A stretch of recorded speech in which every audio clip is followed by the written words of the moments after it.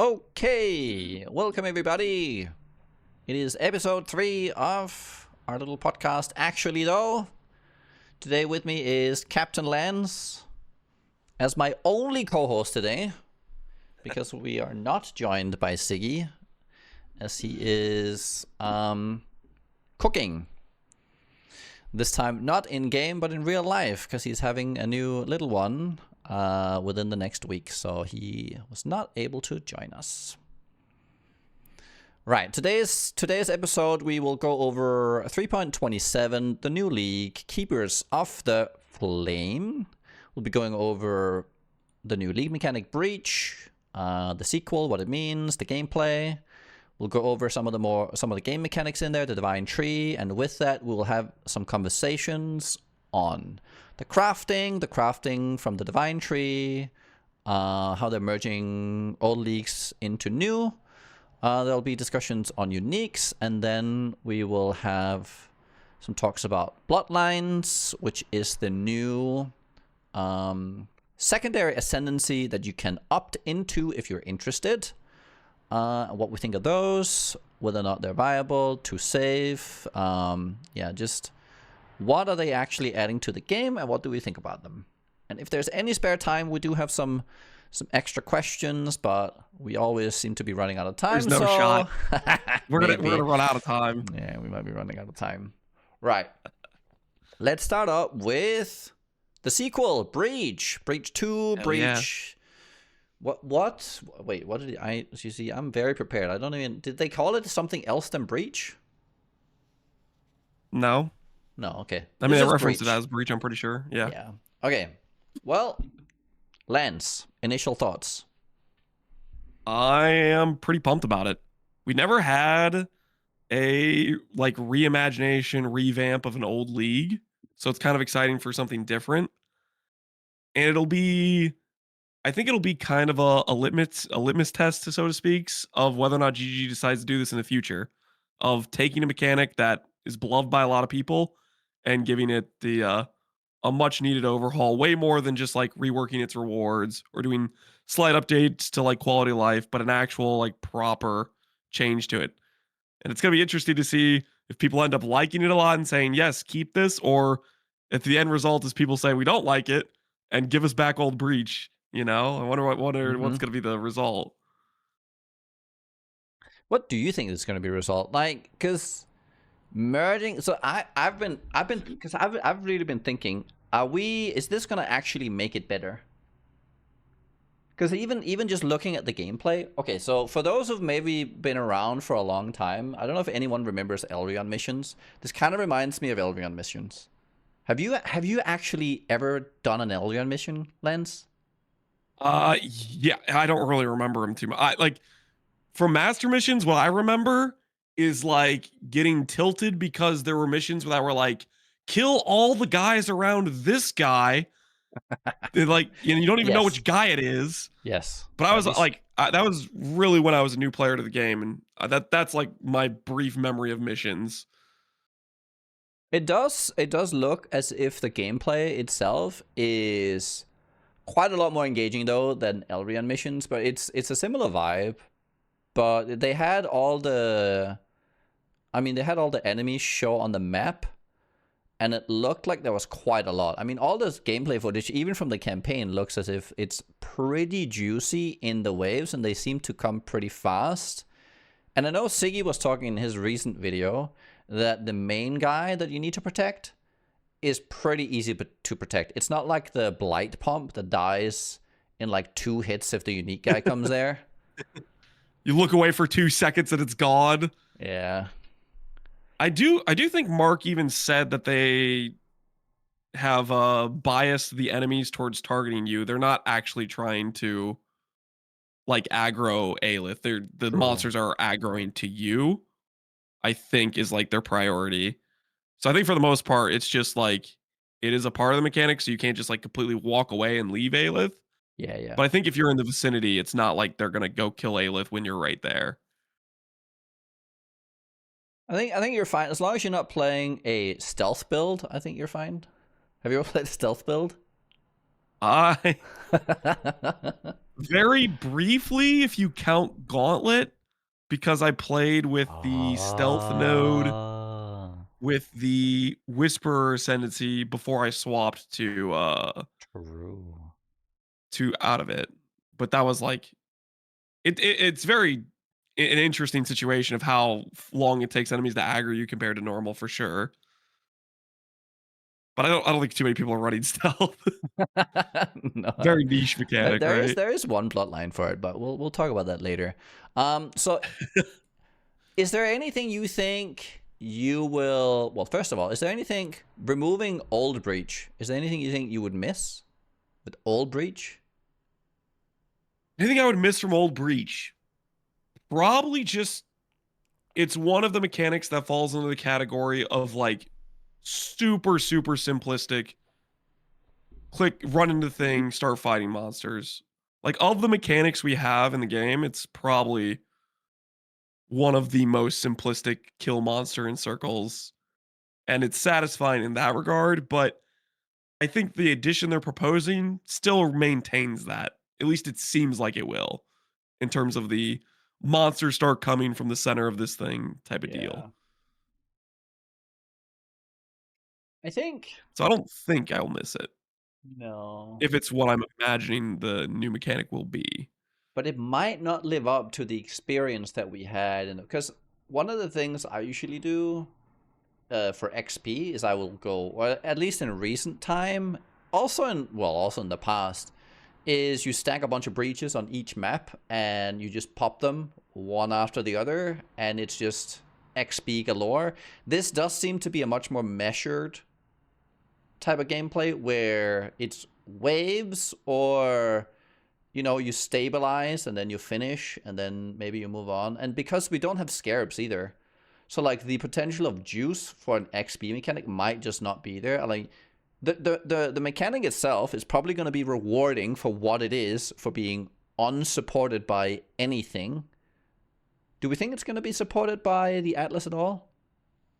No, I Yeah, don't think this, I don't think they they like said it. they were pretty they did support it by Atlas for Necropolis, and they like the players Yeah. hated it, the devs hated it. Yeah. And I think like if they make it core like this, they're gonna give us back scarabs that allow for probably more than one in maps, like Yes. whatever multipliers, stuff like that. Maybe it could be instead of 5 waves of monsters, it multiplies by making it more waves, they come faster, etc. Right? Mm-hmm. So you're still getting like an onslaught of monsters that's multiplied by scarabs. Like they could do it in a number of ways, not just adding Yeah. additional breaches. Is there a mechanic? So let's say that we don't have scarabs anymore. I think the XP nature of Breach is probably not going to be as good this league. So that will be for anyone who's been using that for XP strats. I think it'll be something will be missing. Is there anything you think, like, are there some mechanics you would run for XP that you've done in the past, maybe that's not Breach? Or Does YOLO gambling on grab for multiple days straight count as an XP strat? if you do it fast enough, You'll sure. give me June, a yeah, house June, of beers sure. eventually. It's gonna pull the liver one more time.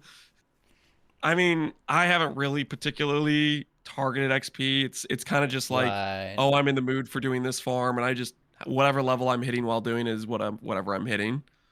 I don't usually think too much about I need to push XP. Just kind of whatever strat I'm currently doing is what I'm doing. Right. I'm not very efficient in that regard. I think June is actually a good shout. Like, just having June on there is probably a good thing. But it can be a bit dangerous. I think one of the things that were really a draw with Old Breach was the difficulty level was not too high. I kind of worry that the difficulty level in high maps for New Breach might be pretty high, because they are taking PoE 2 monsters, and the PoE 2 monsters are not nice. Our defenses are better in PoE 1, but they have some pretty nasty off-screening abilities in PoE 2. Did you see the Act 1 debuff that No? popped up in their first showcase? No? The first showcase they did in Mud Flats, there was a large debuff ground that did the quicksand debuff, Oh, stacking up to God. 10.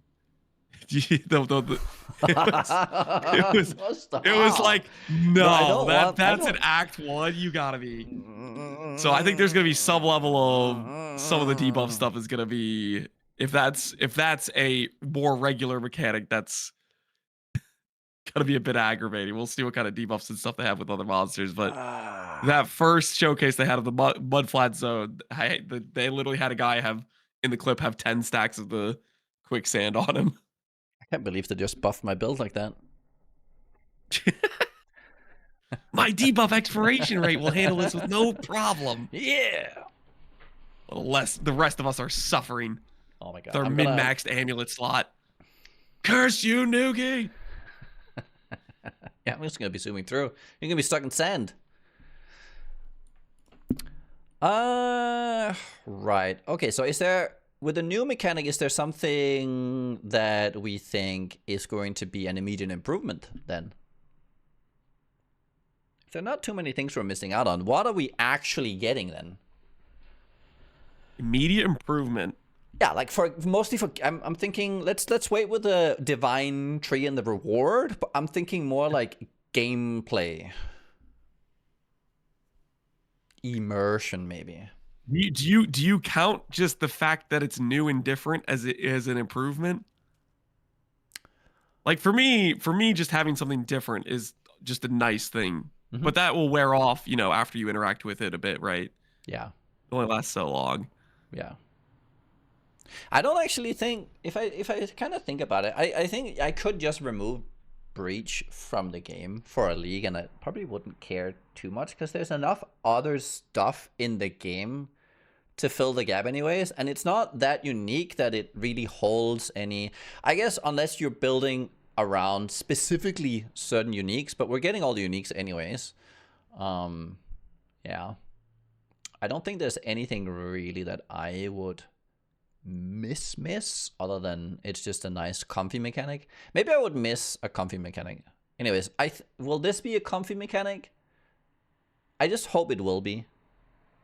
I hope that they, because I think that's I think that's why it's so beloved as well. Breach is that it's a comfy mechanic.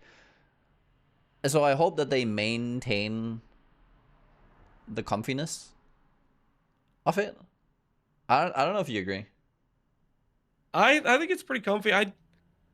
From the previews, I think it'll still be pretty comfy. The caveat being how many of those sorts of debuffs are in there. Like, for example, Delirium.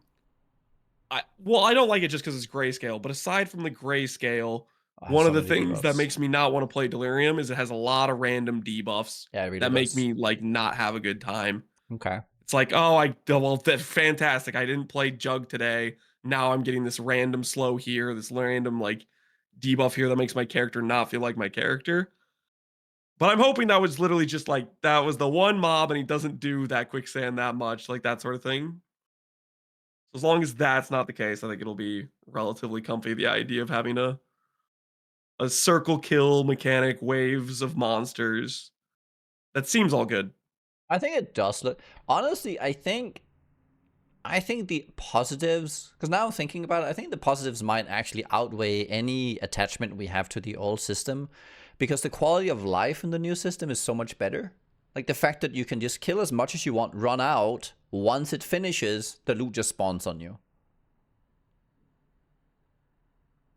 Breach now collects all the splinters, but doesn't collect all the loot, right? No.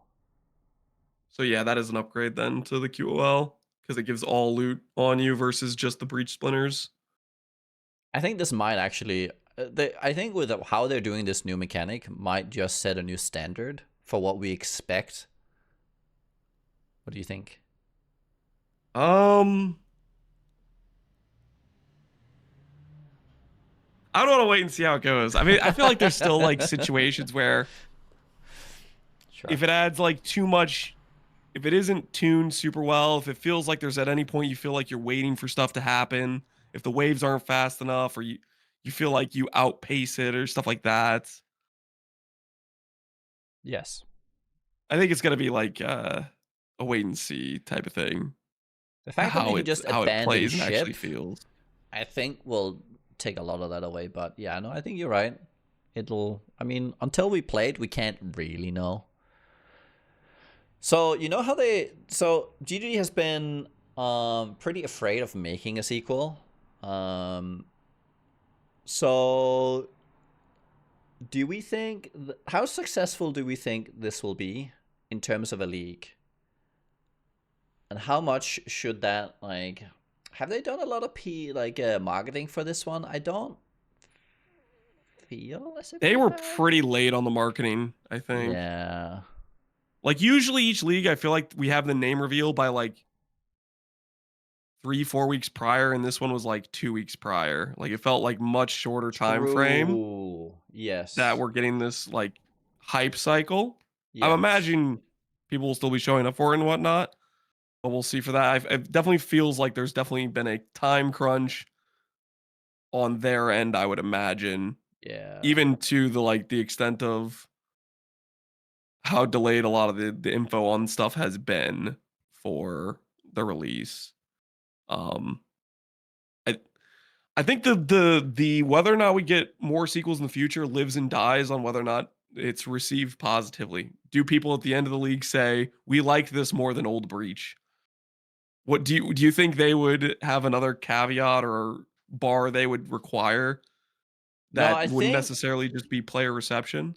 I think player reception will be good. I think retention will actually be good. I'm not sure if starting day numbers will be good because that often comes down to marketing and the timing. If there's nothing really big and exciting that's drawing the eye, which, well, for returning and veteran players, I think there's a lot to draw.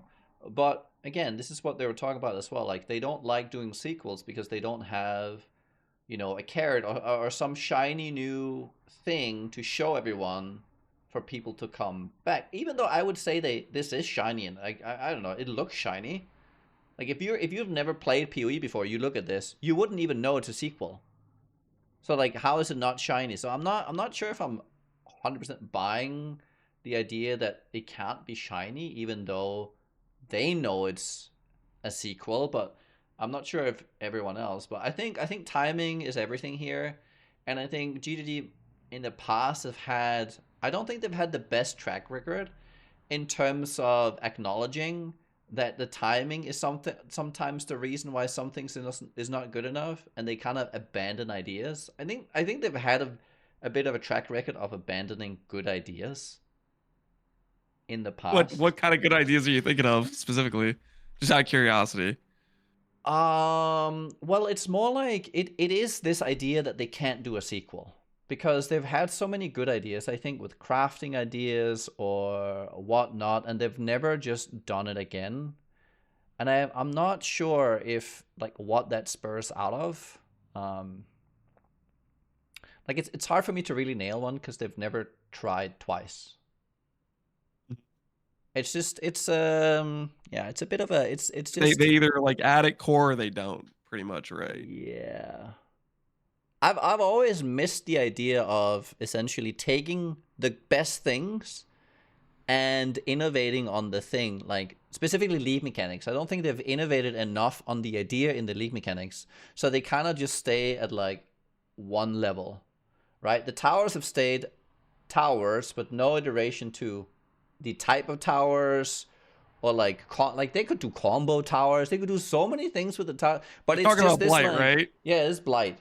So like for Okay. Blight, you build towers, and it's like the most basic tower defense. I'm like, okay, I'm not I don't really want tower defense in my ARPG, but if you can do it and it works, and there's like, I mean, there's waves of monsters. We like killing waves of monsters. That's fine, but when there's no innovation past that, I'm like, I'm not really sure it's living up to like the standard of the rest of the game on some of the mechanics. I think Sanctum is the same for me. I feel like I'm just playing a worse roguelike. I'm like, just give me a better roguelike and I'll actually enjoy it within PoE. And I've no doubt that they can do it. What is But this yeah, I out of don't left know. field hate for Sanctum? Sanctum's I, a good time, man. It's its own thing. yeah, It's but it's it's a because good situation. I love roguelikes. And so whenever I look at a roguelike, and I look at PoEs, and I look at all the others I've played, PoE is just like, it's a bit sad. It's not that it's not a well-made mechanic for PoE. Like it facilitates, you know, the loot chase. It has enemies, you can kill things, you can build. Here's a question. Do you think that it's better to keep these what do we call mechanics that are not usually suited or like usually thought of as being ARPG, like tower defense, roguelike, these like outside influences in the game? Is it better to keep them basic or to evolve them within PoE? I might just, it might actually just be, I might just be wrong and it's a bad idea to like make them more like a real thing.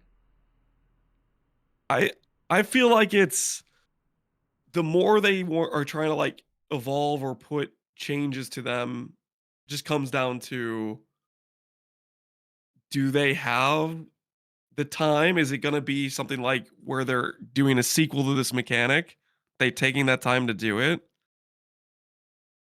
and they would have to decide whether or not they think it's worth it, right? Which, the thing is, a lot of them are pretty niche. So like a sequel to Breach is super popular. A lot of people get behind that. You say sequel to Sanctum, 90% of the people in this game hate Sanctum, right?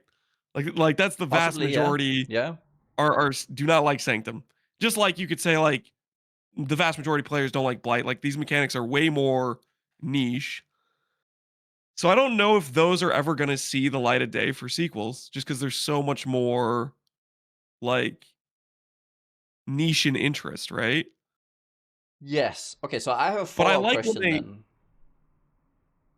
I was gonna Okay. say one more thing, but I was Yes, just gonna say go. I do like when they make those sort of mechanics, because even though they are super niche in appeal, having some mechanics that can give you a break to how the game feels, like something that puts you in a vastly different situation in terms of gameplay, can Yes. often feel nice, I think. Like I like sometimes where I'm just like, you know what, today I'm gonna do this mechanic, Yes. and it's going to break up how my gameplay has felt the past days previously. True. Yeah, I can't really disagree with that. Um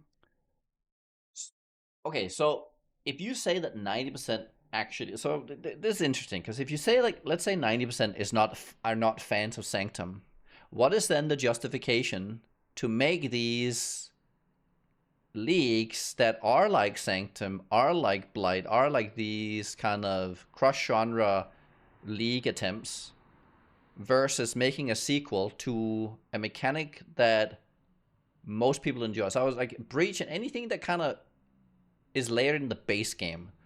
Like, why not have more? Or like, what is the justification? Or like, what is the, not justification, but like, what's the reason why they're so afraid of making something that's beloved and improving that versus attempting something that many people might not enjoy? Are you talking about like doing like a sequel of updating more mechanics that are already like Well, widely appreciated? it's that they're afraid of making sequels because they don't think it has the same kind of draw and appeal. But I'm like, but they're not willing to take that risk, but they're willing to essentially through a mechanic, like, or introduce Well, a there's mechanic only that so many nobody mechanics that likes. fit that category, right? There's only so many mechanics that are actually broad appeal. Yes. Like there's Breach, I would say is one. Well, Legion, I would say is one. And then after that, I feel like you start getting not broad appeal mechanics. maybe.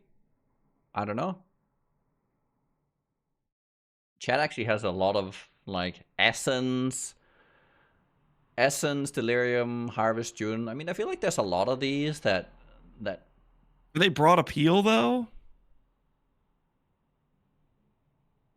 Well, they might. It's things you always run to some extent. Like you never. Okay, so it's more like they might not be broad appeal now, but they could be As with a broad, right? revamp, Like if you let's say like they added to it and made it better, it could have that same quality. So it's more like it's more. I think they've gone in the realm of quantity. We need more things, always new, because that's something that everyone wants to try.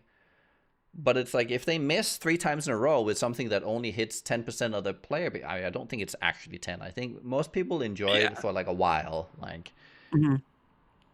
But it's like, yeah, it's been I don't know. I've always been a bit puzzled by them essentially going that far out of the mold and risking things, but then being so averse to a sequel. So at the end of the day, I'm just super happy they're actually doing a Breach sequel. It's probably the sequel I've always wanted. So I don't know. I'm just happy. I think what they're gonna do going forward, I think they're at the threshold of how many mechanics they won the game, like in terms of like before the game starts to feel too bloated with stuff. I think we're gonna start seeing sequels occur more in future leagues if this goes well, or if this doesn't go well, it's gonna be more of the here's a new mechanic. This is the old mechanic that was the least popular one, and it got voted off the island, like they did with Metamorph. You know, where they just decide this one's play rate's really low. Time to cycle something new rather than doing like a sequel. They're just this is the new thing we made that people like more. But I think they're gonna start. They're gonna keep this amount of mechanics we have. I think they're. I feel like is kind of the limit of how much before it's just too much bloat of stuff to do. I think we might get a pseudo sequel soon. Maybe they're just gonna remove exiles and put mercenaries instead. I mean, that would be the upgrade. Yeah, I if think you think about that it. is like. I kind of thought they were going to do that as one of the possible changes was, but they said we're moving them for a later date. So I'm guessing it's probably a time crunch thing. But yeah, exiles versus mercenaries. It's just like mercenaries could do pretty much everything exiles could, but they're more interesting fights, more interesting. You know, they have more mechanics they do, etc. Right? Yeah. Right. Okay. Just so last little note on this sequel thing. Is there anything you think that needs a rework right now? Would there be anything that you can think of where it's like that one should be next? Let's say this one goes well. Right now? Yeah, if there's anything you could rework right now, what would it be? I would just delete Tormented Spirits. No, just you straight can't up delete. them. No deletion. No, I'm Like, we're deleting them. reworking. We're reworking some. Okay. I am deleting them. Okay, I'm doing what needs to be done. Okay, I am getting rid of the ghosts. Okay, ghosts are gone. Okay, now ghosts are gone. I'm deleting the possessed spirits and PoE too at the same time. I'm taking them out across the board. Just complete nuclear devastation of that mechanic. Okay. So now we've deleted Tormented Spirit. What needs to rework? Okay. Now if I'm trying to rework something after I've deleted my Harby.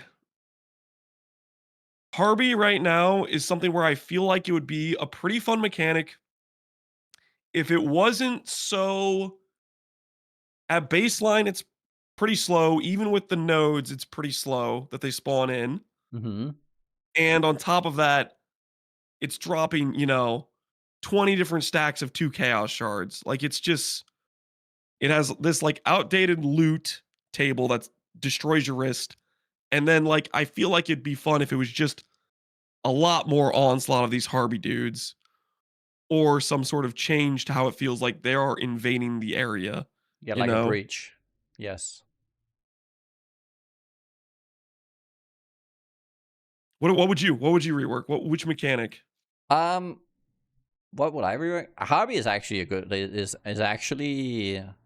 So I really want more lore and more like just a further like going into the story. You I a think lore one guy, thing Nugi? Yes, I love lore. I love like maybe it's not the lore so much, but it's the idea of the lore. If that makes sense. It's like What the hell does that mean? I like having, well, it's the chase for the it's like I don't know what the fuck this big bad guy is doing, but I know he's there and I want to get him and I want to hear what he has to say to me. I have no idea why he's saying it to me. Just that he just needs to tell me things. Like how like Stada! Father, it's me, the Atlas, and you know, that kind of stuff. You know, I mean, I don't need to know all the story behind that. It's just like the, it's some sort of like moments that you can feel the vibe of the situation. Yes, and when they kill the cat and heist and stuff like that, I'm like, yeah. Well, not the killing of the cat, but like, you know, the moment. Well, they were sad, The but still. two-round challenger returns. Yes. Yeah, I mean, when they do like some good voice acting for stuff like that, that's like, those are pretty peak moments. That's probably one of the parts where I'm like, I don't know. I'm kind of a hater for some of the new boss fights because I never felt too, I guess, engaged Attached to by them? their dialogue lines. They Right. didn't really draw me in like some of the other bosses they've done in the past. So yeah, I think this might be something we won't get too much of, though, sadly, in PoE 1 over the next foreseeable future, because I think that energy is spent in PoE 2. If I'm honest, I think that's where most of that goes right now. you think they're not full committed when they're doing the 2 months working on PoE 1? They are. It's just like they I don't think they have. I just don't think they have the resources to like implement. They can do it like once a year. Like we got the new bosses for the Atlas last league, but I don't think we'll get anything of that level, like as a league, until like a year from now. Like I think they'll probably do a yearly one of those. I don't know. Maybe. I mean, if there's enough coming from like the stuff that they had in PoE 2, and if they really want to build that bridge, I mean, I hope that would be nice. I'm just gonna keep hoping that they'll keep making headway at hiring more good people. Yeah. So they can properly support the 2 month because it definitely feels right now like they are just like barely making deadlines, having to cut content. It's like this cycle that they're committed to is very killer, I think, in terms of timeline, deadline stuff for them for sure. I'm actually really happy for them. That I don't believe we're gonna get PoE 2 over Christmas. I think it's gonna come after Christmas, right? Like it's most likely. Since you think it's gonna be January? Yes, but I'm happy for them that it's January because then they don't have to launch during Christmas, so they can actually have some time. Like seriously, I'm like, watch it be like December 19th or something. Oh my god, it's like they're killing themselves at that point. That would be crazy. Yeah. Okay, let's move on from the league talks. Let's move on to part of, well, the league, but the rewards of the league, the Divine Tree, or what we could call it, Revamped Necropolis. Yes. Can we give the rundown of why we think it's Revamped Necropolis? Lance explains Necropolis. Yeah. So for those of you who weren't there during Necropolis League, or don't remember it too much, Necropolis had corpses which gave you specific things. Most notably, they gave you increased chance to get certain types of things. Like you could force, let's say, body armor. You could force, let's say, specific mod types. And when we look at the tree, they have exactly those sorts of properties. 5,000% chance to give you boots. 5,000% increased chance for it to be int or whatever, right? They have those sorts of mods which are targeting a specific item type. And then, more notably, they have mod tier rating. The biggest part of Necropolis crafting was mod tier rating. This functions as a way of culling lower tier mods. I think it was the first time we saw it in PoE. Obviously, they started doing it in PoE 2 with the perfect exalts and whatnot. From the video Ziggy posted, we know there's at least 75. He hovered a node that had 25 mod tier effect, one node that had 50 mod tier effect. If there are a few more nodes on that tree which have mod tier effect, we maybe could be looking at like 200. And for context, what that means is when you generate an item with just 100 mod tier effect, you cull 50% of the lowest tiers of mods, which is a pretty big deal in terms of like the outcome value. Because if your lowest possible roll is a T4, you're already talking, 30 res in terms of your resistance rolls, stuff like that. And on top of that, if you're talking like 200 weighting, which might be there, it's like 70% of the mod pool. And the difference is in Necropolis, the amount of setup we did for one punch of the craft was gathering corpses over hundreds of maps, chucking them in quad tabs so we could get the exact combination of corpses we wanted to then attempt a craft. Now, its likelihood of success was like very, very high, almost all but guaranteed you're hitting all T1 mods. But the time investment of assembling those corpses, putting them in the right place, and hitting the button was a huge time investment. Necropolis tree, you set the tree up once. They said we have free respecs in one of the FAQs, and you get these womb gift things every single map. So you could just stack up a bunch of these womb gifts over a mapping session, go to the divine tree, and just hit the make me an item button 50 times in a row rather than gathering up all the corpses, meticulously plotting out your thing and only getting one click at it. So I think it'll be pretty interesting for making some pretty good items consistently. But we'll see how much mod tier rating and stuff they give us. How much when you just call the lower, so just refresh my mind here, when you call the lower tiers, I think you said yesterday that they didn't bump up. Like how does it affect the weight? No, so you called all the tiers, yes, so now they're minimum something. How does it affect the relation in weighting between the mods? The Does that weighting, and stay this the was a big same? problem in Necropolis, is the weighting for mod tier effect when it culled the lower tiers, it pushed the weighting up to the higher tier mods. Like my biggest example is if you guys remember when I was making a mana parent helmet, is I made Zoffrey helmets on repeat over and over again.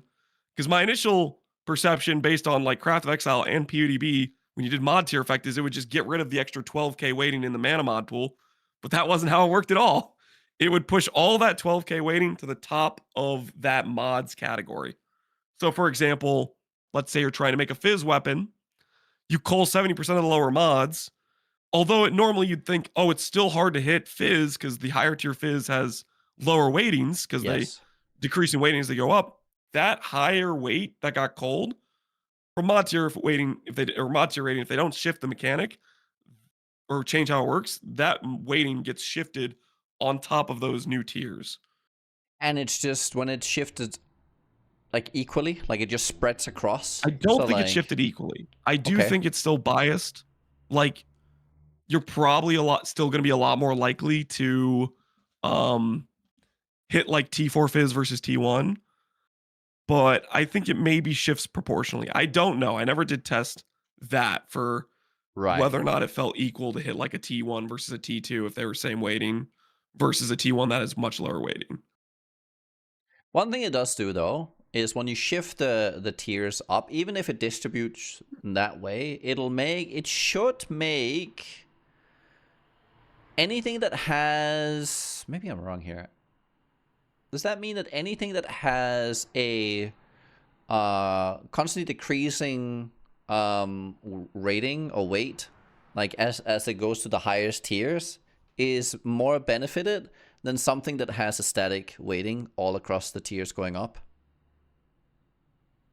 Or does that just stay the same? Like if it only shifts it based on its how much it has relative to before, if nothing changes, it should be the same, no? It really depends if it's like, does all the weighting go into the T4 or does it proportionally shift it Yeah. to the other tiers? My guess is it would be proportional. Worst case scenario, it shifts it all into the T4 and then you hit T4 fizz every time pretty much. But I think it That would would be be terrible. proportional. Okay. Well, we'll just have to wait and see. I'm sure there's going to be I would definitely think tons. it would be proportional because like if it all Yeah. shifted to T4, your chance of hitting T1 is basically the same as if you had a jagged fossil, right? And you just hit a fizz roll. because the chance of hitting a T4 versus the T9 would all be in the T4 roll. So I think it's proportional. Yeah. Would be my guess. But we'll see. Maybe some people tested that more in Necropolis than I did, but I don't remember.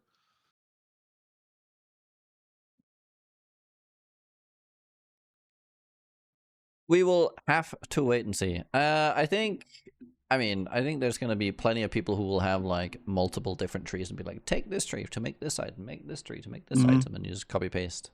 It's also a really easy experiment if you can just free respec it too. Yes. I'm honestly surprised they gave us free respecs for once. I'm like, I feel like they're finally coming. Like they're finally. Is this one of the first respecs they've given us? For free, like where it's like there's literally no opportunity cost. Just nothing. Just straight up free respec. This is very rare. No strings attached. It's a very rare occurrence. I mean, it lines up with the Atlas gold cost of respec. Yes. Was it free? I think Sentinel was like. The thing about Sentinel is it was kind of annoying to respec because of how Sentinel worked. Do you remember that? No, because I quit so Sentinel had this like, oh, how do you describe it? It was like path of least resistance or something. I can't. It was a circuit board. Yeah. It was an interesting tree. I remember it being kind of annoying to respec in terms of like you had to process out where it would push the waiting for your passive first. It's gonna be free. It's gonna be like they could easily have just required you to use some graft blood for it or something to like rearrange it, but they're not, and I think that's good. Honestly, I think most of these Atlas trees and these skill trees for things that there's not your character skill tree, I really don't see much need for them to have like such a real like much of a cost at all. I don't see what it really does. Because for people who have tons of currency, I mean, they just do it anyways. And it's like, if it just holds you back from progressing your character, I just don't see the point. I don't really see it being where players need to like be spending all their times and effort, because PoE has grown to be such a big game on things to do, right? You're managing so many mechanics. So to also have to micromanage all these mechanics and pay cost and fees everywhere, I like that they're finally kind of just stepping down from that a bit. Like the Atlas they're caving on the grand philosophy of friction, right? And they're doing it in a lot of places. Whenever they give us like QOL, the league mechanics, heist rogues are now all leveled up. Yes. Like I think we'll start seeing it more and more where they're more okay with it having these things happen or changing them to remove some of that friction. I think we still have plenty of friction. Like the thing is, it's not like there is so much friction in the game. Like a decade of friction has been built up over time. Good, right? I think the philosophy when they first introduced it, like 13 years ago, was actually really good. Because there was not that many things going on. So you wanted the friction to be there. You wanted the mini games to be there because they acted as, they acted as the mini game that just didn't exist in the game yet. But now we have so many mini games in the game while you're playing the game that it's like we don't need this extra thing on top of it. Like, why do we need to have I don't really see why we need so much of a inventory puzzle. But they don't really see it either anymore. If you think about it, they really like the don't. Inventory puzzle. But they don't really. The body armor being bigger than the gloves. No, I like that part. I don't mind that that's a thing, but it's not. Have you not noticed that everything is a 1x1 now? They have been doing a lot of 1x1s. So like it's more about filling, and like I think 1x1s are not really like, when you have a 1x1 in your inventory, do you think about that item anymore? I feel like the moment a 1x1 item goes into your inventory, you've already made everything up in your mind about it. You're gonna click it into your inventory, you're gonna click it into your stash. Like all that extra thing that makes you think about it, unless it's a rare item or unique, All these other items are basically things you've decided way past before you pick it up. Is that different from any other, like, that's not just 1x1s though. That could be 2x2s, 1x2s. Like Anything that doesn't, it's well, special if it's like something rare, right? But if it's not, but you need the yes. loot anyways, you pick it up. The thing is, most of that stuff that fits in that category is 1x1. It's like currencies, right? Yes. It's materials.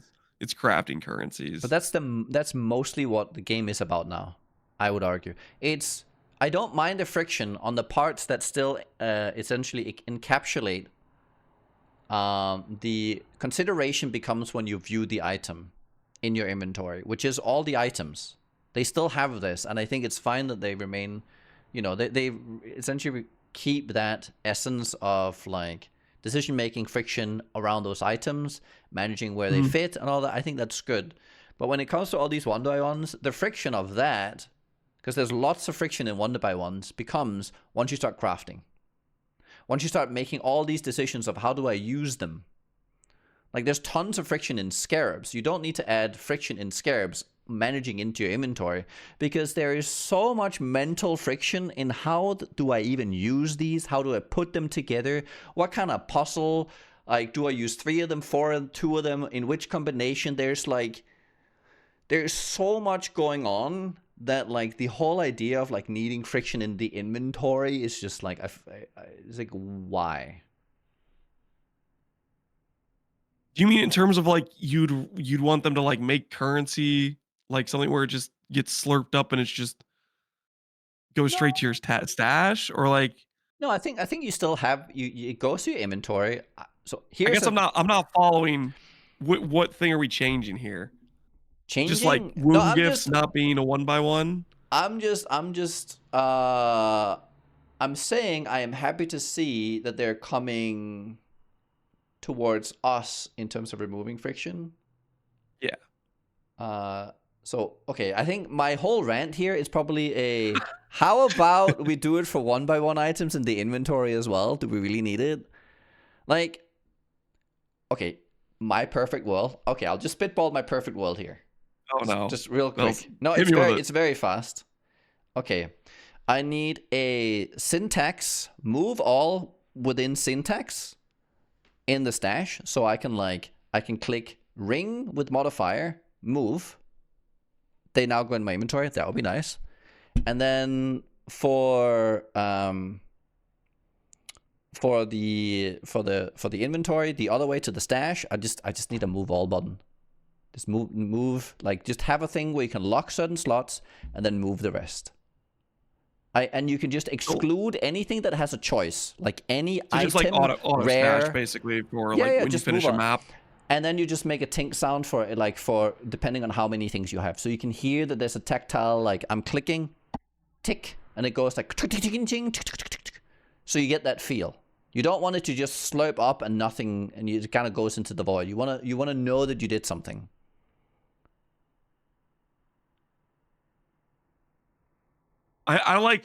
I'm stuck between the belief that there needs, like I'm like kind of a friction believer to some extent, because like I look at a game like TLI and it has so much just automated everything happening for you, and that just doesn't appeal to me.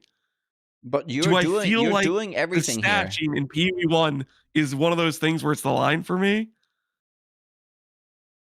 I don't know. Maybe the thing is, like, I feel like I'd have to try both to really confirm whether or not are these clicks destroying my wrist worth it, or would I prefer just clicking the one button and have it done? I would say up towards like, let's see, when did Delirium happen? That's probably like 6-7 years ago now. Up until Delirium, it was a while ago, yeah. Okay, so 5 years, 6 years, I don't know. Up until Delirium, I would agree that the individual clicks on everything was important. After Delirium, forget about it. You said at that point there was too much? That was like, now it's too much. And it's been too much ever since. I think mentally right now, I think I'm still attached to stashing the individual clicks. Oh my god. I think I'm gonna still be like an old man. Back in my day, this is how we used to do it. Oh, I it's don't so know. unnecessary. Like there's so much friction in the game everywhere. The You're thing is, clicking I can so many things see, all the time. I Like, can mentally see just if it did all auto loot but it's not auto looting. You're still or picking auto stash. you. Like it's a one click done. But you've made a lot of decisions. Like it's not the rare items. It's not all the rares and uniques. It's only the currency items and the things that are going in a certain category. And you also like, I'm locking these things. So you've already intentionally locked a bunch of things. I know this is this type. I'm moving that over. You make so many decisions throughout all of this. None of this is like automated and you're not thinking about it. You think about every single thing you do here. You make space so you can have a little bit more. You do all these things. The thing is, you've already picked them up one time. You've already made a decision once on this in the map when you picked it up. There is no decision you're making from the inventory to your stash on these items. Because you picked it up, it's a one-by-one item. It means it's going to your stash because it doesn't have you're not doing anything immediate about it after it goes into your inventory other than putting it into your stash. I think your argument makes sense to me. Yes. But I think I have some sort of like mental block that I don't think I would defend logically.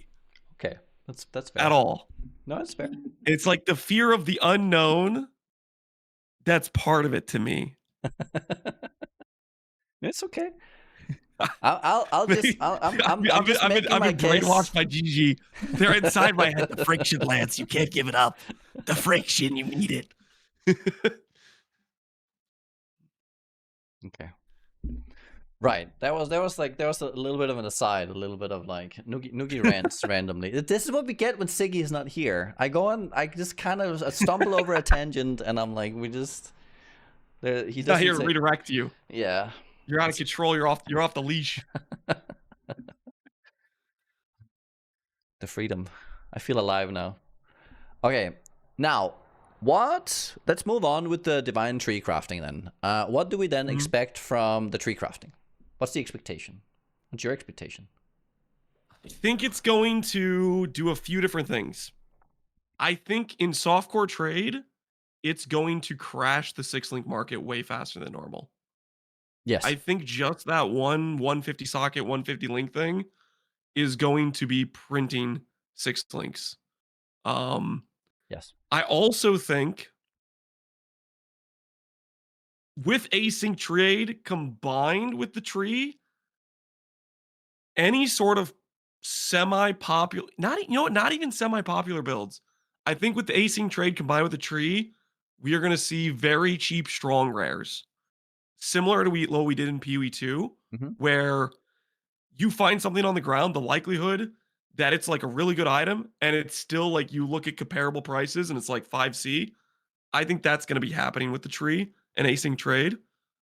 Because like when you force an item to be top 30% of all mods and you give people the power to click that on a regular basis, that's going to print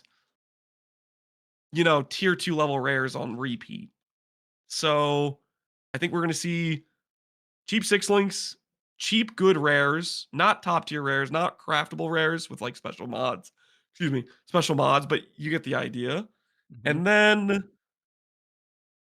I think it's going to be really fun for SSF. Yes. I think it's going to be fun for Those are probably my 3 biggest predictions I have for it. Okay. Aside from some of the more unique stuff with Foulburn, which I think we can talk about later as its own thing. Yes. But those are some of the 3 biggest impacts I see. What do you think looking at it? Well, first glance, link sockets. I mean, I've been like planning out how I'm gonna gear and when I am going to farm some breach in the campaign. I'm gonna farm a little bit in the campaign. So, just from a farming point of view, I think breach it looked like a lot of XP, a lot of monsters. So I'm like, it's like you have Chamber of Innocence on demand. So you can kind of decide when am I starting to craft, because you can get this nice zone layout for it. Yes, you can get this burst of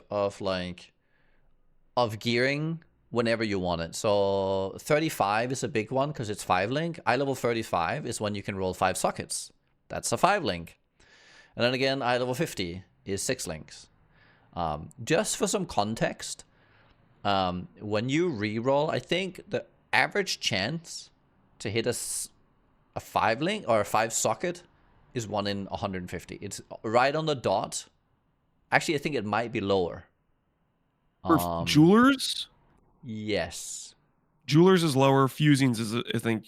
Well, okay, the Fusing Yes. 5-link Benchcraft is 150, but I think it's lower on average. Well, and the Jeweler Benchcraft is here's 70, the thing. I think. There's also... It is probably lower, so it's more or less guaranteed that it goes 5 socket. Well... Depends on quality, right? Quality is not there when you do the Wombcraft, I assume. Unless it's a part of the tree. Chance Yes, to roll... could be. With quality, maybe you could get 30 quality items from it. Maybe, we'll see. I mean, they do have +1 on there, so like there are ways to improve the quality of the base item. Already, we've seen that. But it's more or less like a guarantee to make 5 links at that point. It's a little bit lower chance because you can't go either way with the links, like because the 1, 2, 3, 4, 5, 6 can make 2 different types. When there's only 5, you can only make 1 type, so it lowers the chance. But it's more or less like, I mean, you saw Ziggy. He just kept, like, when he clicked, all the items came out 5 link. So it's like, it's pretty much on the money. Or Ziggy's trolling us. He had 15 clips of chess pieces, and he only showed us the 2 where he hit a 5 link. But like 150, no, it's 160 rolls by the point he was out that tree. Like, the math says you're getting 5 links from that. Yeah. Okay, so for those who are thinking 6, because I agree, 6 links are gonna be raining. I think the average chance of hitting a 6 link on this will be something between 1 in 20 to 1 in 30 of every armor piece that comes out of it is a 6 link. It'll be better than that, won't it? Depends on whether or not you have quality. Yeah. Because quality's like 1K average. Is that what it is? Yes. And you don't always necessarily guarantee 6 sockets for your fusing attempt, right? Exactly. So it's like half the chance on fusings, or on jewelers. So half of them will be 6 socketed. And then you look at like, okay, so how many does it then take? And I'm thinking like somewhere between 10 and 20, 10 and 15. Yeah. But you have multiple like items you print out of the tree. And it's like, you get those womb gifts super regularly. Yes. I mean, if 4 items come out of that thing, it's like 5 wound gifts and you have a 6 link. And they drop every map. It's like, you might... Pretty crazy. Yeah, it is kind of crazy.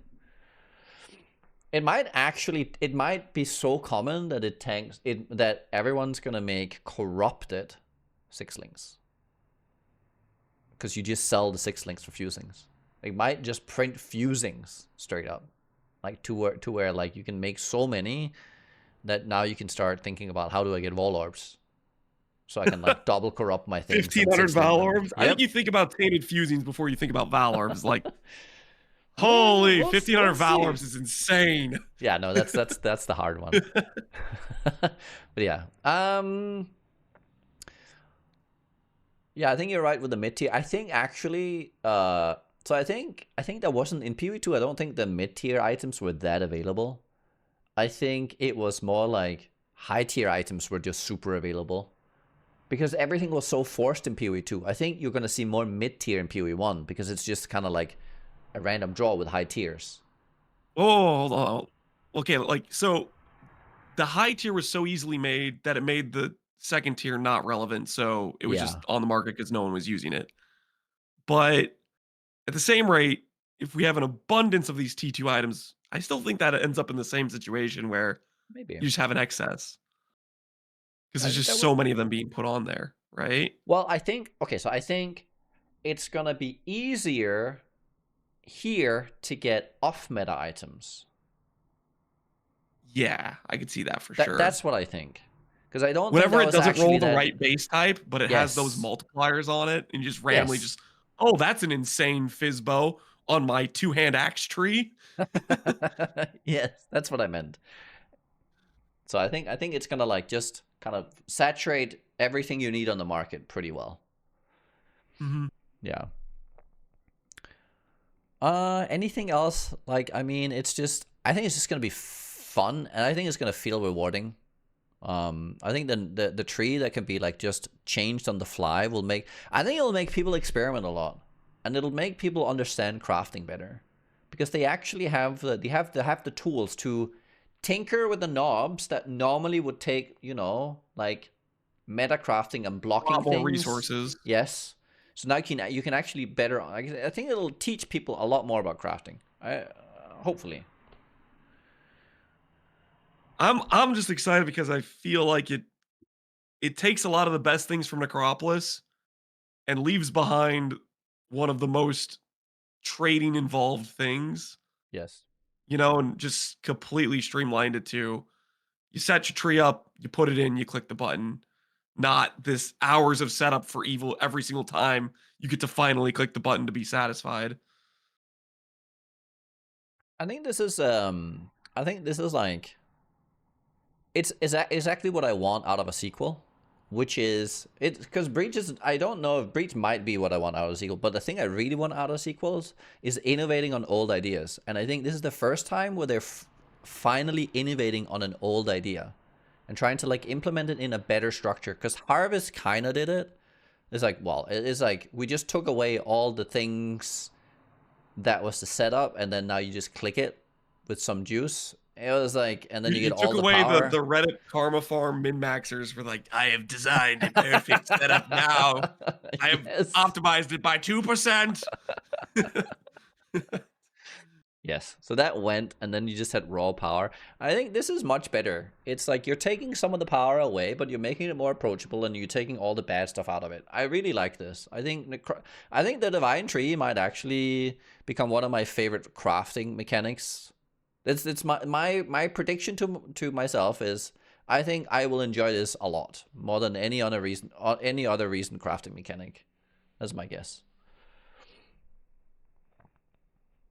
That's a pretty bold take. Yeah, I think it's possible. I I'm feeling good about it. I think if I was playing, I think for sure in SSF, I would be ecstatic about it. Right? I'm less sure about Trade League, but we'll What's have to see the what kind of multipliers they give on it. what makes you hesitate? The I feel like there's a situation. Well, we'll see what they give us, but I think it's on that line of where, depending on some of the crafts, I think they will give you a certain type of item that will just get saturated, and then Right. on Trade League, it starts to not feel worth doing potentially. But maybe they give us some chance to fracture, some chance to have a special mod spawn, something that makes it Right. give you something unique that is not a common outcome that Right. keeps you coming back to it. But I don't know if they're going to include something like that. Like Foulborn, that is that sort of it Yes. factor where you can't get this anywhere else. And so it's like every time I click this, I have the chance to gig a high roll. Part of the Right. reason like I was addicted to doing Grav, it was terrible profit per hour, but maybe this is the time it drops a House of Mirrors, right? You like Yes. you have that chance of it occurring. So I'm hoping maybe they include something like 5% chance you get a Grasping Mail mod, you know, something that Mod, gives yes. you that sort of special loot table that Okay, so incentivizes you to for go that there. would make sense for the file, like for the tree specifically, because that's something that's tied to actual breach, the grasping males. Yeah. So that would Mhm. make that actually is not a bad idea. I like that. And you can have like random outcomes where there's like it can be that plus a fracture, and then you hope it hits that with the fracture. And it's like that's whoa, we're winning. Um, Yeah. I don't hope that they're gonna allow for like, let's say, heist bases would come in there, or like anything that's tied to another mechanic. I think that would be No, bad. no, no. No, I like the idea of certain mechanics have this special thing you can only get there. Yeah. Delve specific mods, Grasping Mail mods, Temple mods. Those are some of my favorite things because that's where you start to think, how can I take this mod and then try to push it to another base or try to like craft around it and make an item out of it? Hmm. Those sorts of things are, I think, pretty like fun for making that specific mechanic have a unique draw to it. Yes. This might actually be a way that we can that achieving that might be another upside if they actually go this route where they have the grasping mail mods now on the tree and accessible through that. It might actually be something that people will finally want to go for, because before you had to farm a full inventory of breach rings. Oh my lord. I was doing it last league and I'm never doing it Pretty again. involved process, right? Yes, oh my god, it's the worst. Oh, and I didn't even get any mod I wanted after like I'd made like 15 of them. I was like, I didn't hit anything. I What? think last league I got on a kick of doing some pure breach stones, and I did like a couple quad tabs of those breach rings, and Yeah. yeah, it's like the It's hit brutal. rate where you get like a good outcome is still so low, So low. and it's so many like rings you're stashing to then do the vendors. No, but I really like this idea where you have like the special mods tied to the league mechanic that you can fish for. I really like that idea. I think the mod like the items from Delve, the items from I mean grasping nails are good mods. Just coming by them was terrible, and like the temple mods from Alva, right? Though all those mods are honestly some of the best mods in the game. Like they're the most fun to chase and to build around because it Yep, requires you that you actually like you do some like you use the tools that the game gives you, and that's fun. indeed it is. Yeah, Those are definitely like some of my favorite things about mechanics is when they have yeah. No, I'm the fully with you specific there. drop table mods. I Yeah, love drop specific mods. yeah. Okay, so let's hope if they don't have them to start, they can always. I mean, they can grow some extra branches on the tree. If anything, GGG. Yeah, sure. There's no way. In terms of like my belief that they're going to like do any extensive changes to a league after it's launched is like it's not happening. The 2 month cycle is it is we signed the deal. GGG, if you give us regular PoE 1 leagues, we will not complain when you abandon us day 2 of the league, you know? Like that was I feel like that was the blood contract that was signed. That was the exchange made. To an extent. I think they still will try and implement things if they can, if they're not like taxing on, art development or something. Like if it's just changing numbers for the people who are still working on PoE, I mean that they can do. But we'll see. We'll see. Are there Have one guy anything? have to go back and whenever there's like a bug or Yeah. specific game breaking issue. I mean, you don't think they'll have some like at least like one or two patches that are like just kind of like smooth out and make it a good experience? I mean, surely, come I on. feel like it's like kind of one tops. Ah, I'm okay with just one if they like, just one good one. Just give me one with good effort. Just really just put some effort in there, and then you can move on. Then I'll stop complaining. It's that's all I want. Is there anything left where there are like gaps in PoE 1's crafting that you think? Gaps in PoE 1's crafting? And does For me, when this I would even add like does the divine tree fix any gaps? Take those two in whichever order you want. okay, let's go fix gaps first because I feel like that's a less open-ended question. Yes.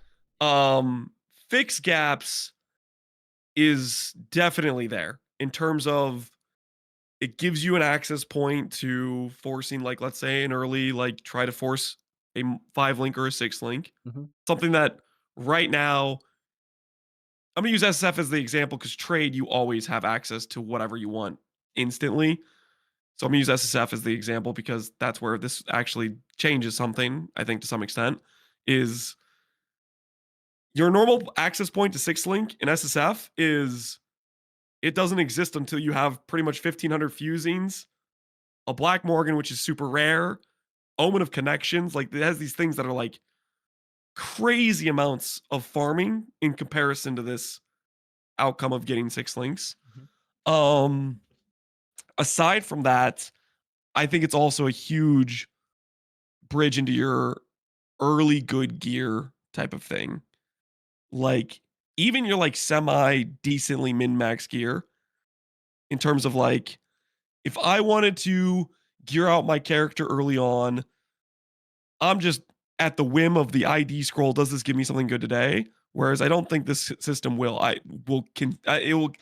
It won't be much of a whim. It'll be like, this is consistently giving me good stuff. I'm gonna do gloves right now. Let me do a round of gloves. Oh, I got a good gloves. Let me respec. Now I'm looking for boots. And then probably one of the biggest things I think it gives you access to or bridges a gap is recombinators. Hear me out. Okay, yes. Recombinators No, I'm interested. Yes. are right now they are tied to alteration hell, are they not? Yes. And this I have to give credit to. I think Alweezy even made this point when we were looking at this.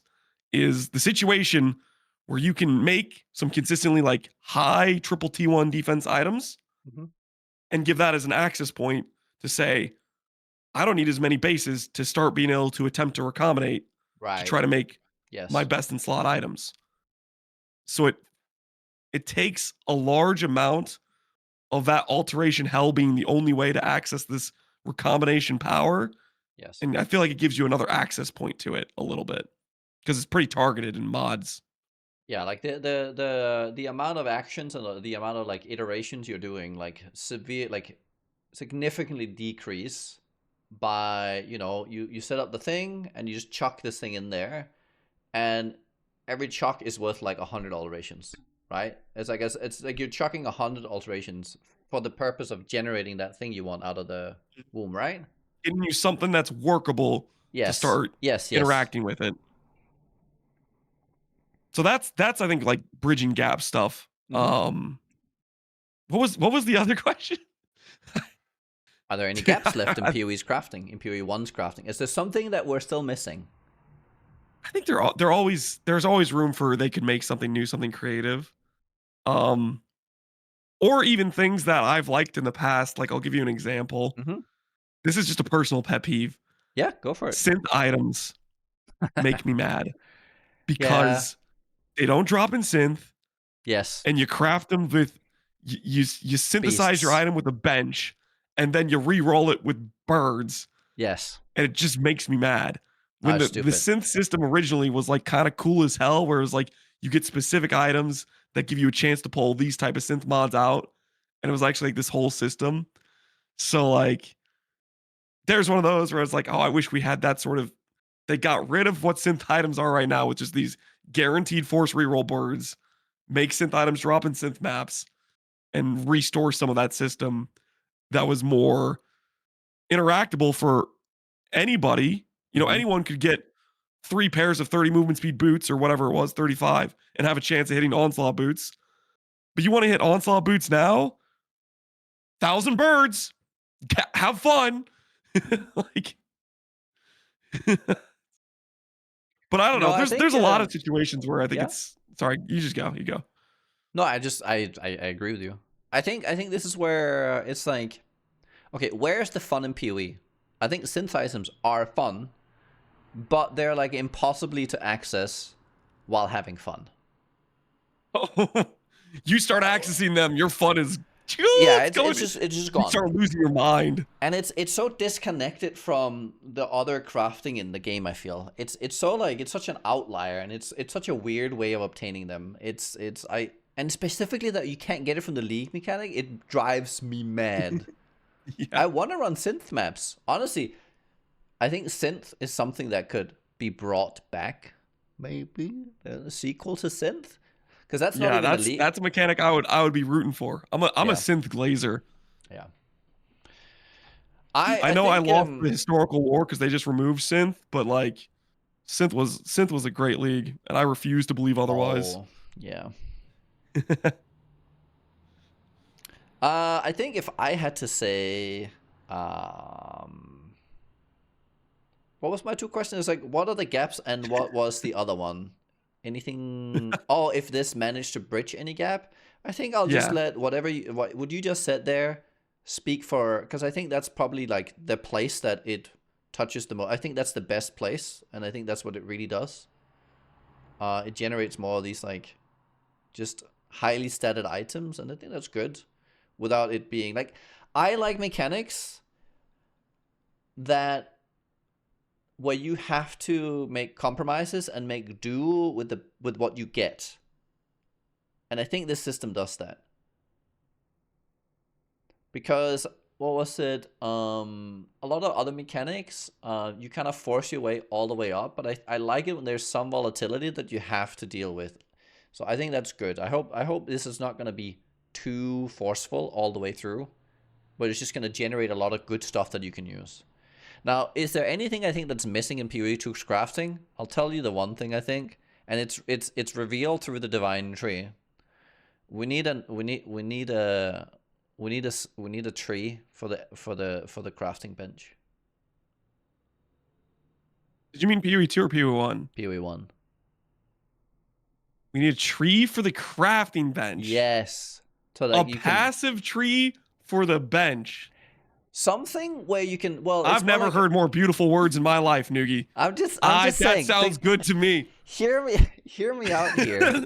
It's like where you can, so you can alter it so that you can do different things. Like it could be a passive, it could be like a synth board, a circuit board, whatever, and it makes it so that you can essentially put your currency orbs into the crafting bench, and it uses them not more efficiently, but it's like you can tinker and you can see what the results will be, and you can start a process. More like control of what it's doing or targeting. Yeah. You can just have a time component, so you're not clicking like generate me this thing, right? It's like start using 1,000 alterations to go for these mods, and you can like within your tree you can pick and choose. I mean, it might not even be a tree, but you can add a tree. You can add like. Are you saying autocraft? What? Yes. Wait, hold on. Yes. I'm gonna rescind my support. You trying to put me out of a job, man? How am I supposed to stall for hours? No. Okay. No. They're gonna start saying, Lance, start having your bench do it. It's better than you. No, I'm gonna get replaced by the AI bench. No. But it's not gonna be faster than you. So you're still gonna sit there. It might be faster. You don't know that. No. Just. Yes, I would like something that, because the thing is, I am with you on the, I don't want to alterate so much. So I think more things that does what the Chance Orb thing did, where they combine things into one. We can just still have it that you still sit there and click, if that's what you want to do. I just think it's kind of stupid. I could not agree more. Chance orbs are stupid. That is. But I think 5,000 alterations is also stupid into getting your mod twice. Do I hate alterations? Please tell me you hate alterations. Well, I don't know, it's man. okay. I don't like alterations. I don't. Okay. Let me qualify this a bit, or like expand a bit. I don't actually hate alterations. I just hate the process, because I like what the alterations are doing at the end of the day, and how they're like you're edging yourself towards that thing, and depending on how many mods are like wins, you can like sell some of them off and all this kind of stuff. I like that part of it. It's just, oh man, the clicking so many times. Like Affliction League, actually, I wanted to quit when I saw I had 25,000 alterations in my inventory. Like straight up, I was like, is this it for me? Affliction made a lot of those. Yeah, that was the conversion, right? You just drop it at like 401 monster. Like it was,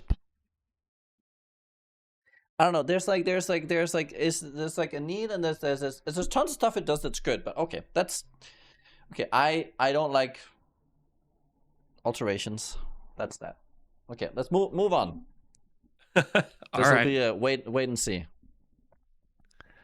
Where are we at now? Should they add feature? Oh, we're just looking at the Divine Tree. We haven't talked about Fallborn yet. Yeah, honestly, I did have one here. Should we add anything from PoE 2 to PoE 1? But I think unnecessary. We're also time, so we'll move on to Fallborn uniques. Fallborn uniques. Will it make? Okay, my first thing about Fall. Give me first impression. I think the first thing that like jumps out at me is it makes me think of Last Epoch legendary potential. You're Yes. adding some sort of mod that wouldn't normally be there. And I like it for the biggest reason of uniques are just outclassed so hard by rares in so many cases. And it gives some of that power back or competitive. Maybe you could start considering them in a lot more cases Hmm. if the mods are good. And I like that Hmm. because it feels a bit bad that oftentimes the end game answer, the correct answer is always a rare with Yeah. very few exception. Yeah. And I think it's going to shake up a lot of like, hopefully, some build possibilities become things that wouldn't be there before, depending on how unique of stuff they give us. Hmm. I would agree largely with that. Do you think they are going to be brave enough to make this powerful? Well, we Without it, know for without it, sure they made at least one very powerful one with the breach jewel. Like that jewel's yes. an insane best in slot for every life build in the game, right? But that could just be a chance in the same in like the same vein of Sublime Vision, Purity of Fire. I mean, it could be another story of those, which are like you need a Super mirror to rare. afford them. Yeah, yeah, yeah. And that would be a bit sad. So, do you think on the mid tier that they're brave enough? I think it's going to be a range. I think there's going to be certain things where they're like, they know it's powerful. We know it's powerful. They Mm-hmm. make it rare. We expect that to be rare. Mm-hmm. You know, sometimes they miss that mark. Sure. Sometimes they release Ashes and Omni. Sometimes they release Whispers, right? Yes. Where True. they give you a best in slot item that isn't rare. But I think a Yes. large amount of the best in slot outcomes are going to be probably pretty rare. And then there's going to be some variance in that. Sometimes I think there's going to be some best in slots that they made common because they didn't think it was as powerful as we think it is or something like that. But I think it'll Mm-hmm. be have a range. There'll be some useless ones, some pretty decent Sure. ones. It's really like we'll just have to freaking see what they give us, right? We have no idea. Mm-hmm. What are some things you would think that this will enable then? Like what about Foulborn? If you're just thinking as like I am making builds, I'm playing the game, what are you hoping for? I'm hoping it gives me a reason to use certain uniques I wouldn't normally use, or like I've written off altogether. I'm hoping it takes some uniques that are in that category of like I like the idea of this, but it just is never going to meet this threshold of power to feel like anywhere remotely a good decision. So that's what I'm kind of hoping for, that it gives you more possible uniques you that feel worth building around. What do you think is the main thing that makes uniques not worth building around? Um the biggest thing is a lot of uniques either they don't have something actually unique about them, like if they are actually just a pad of stats and they get outclassed. That happens to a lot of uniques. Yeah, that's actually And true. then the other thing is when this does have something unique about it, but over time and power creep, they've given that unique thing to other sources that are better than it, Yeah, that's or true. they've given it like in other ways. That's usually where it usually happens. And then the other part that's just like, I don't know if it's unfortunate in terms of like this certain archetype isn't good, where it's like it's the only source of this, but the source of this is contributing to something that isn't strong in general, and you don't want to build around it just because it's just not a very strong thing. Hmm. I think sometimes some of the mods also block too many things. Like they block the accessibility of the item because it somehow bricks you in certain ways. I think that's one of the Too places restrictive. where, yeah, I think removing the restrictive mod, I think there's often like this, there'll be like one mod that just makes it so I can't use this ever. So like being able to like flip that around and then now you can access it without paying the ultimate price will I probably, know. I know. Sorry, go ahead. I didn't mean to interrupt you. no, Go ahead. go. I was gonna say I know they said that it will. They have the possibility to replace downsides. Yes. I think there's But no way they're replacing the downside and giving an upside. I think it'll like rotate what the downside is, which maybe is something sometimes, that doesn't kill you, or some downsides, depending on what they are. Some builds can make use of a downside. Some downsides are like enablers. Sometimes an upside is considered a downside, but it's not. If that makes it's like a thing that they could consider powerful because it's like enabling something on a build might actually just be like, but that's the thing that makes it not worth it, and so therefore I can't use the item, or like it's part of like a Like package. it pigeonholes you into something you don't want to do. Yeah. I don't know. It'll be very interesting to see like in which direction. I think what we saw, so we saw a lot of things that turned like proj into AoE, like Quill Rain, right, had like it's normally a proj item, but then it becomes an AoE item, or it becomes what's the last thing, like a mana item. Yeah, mana doesn't prevent. Yes.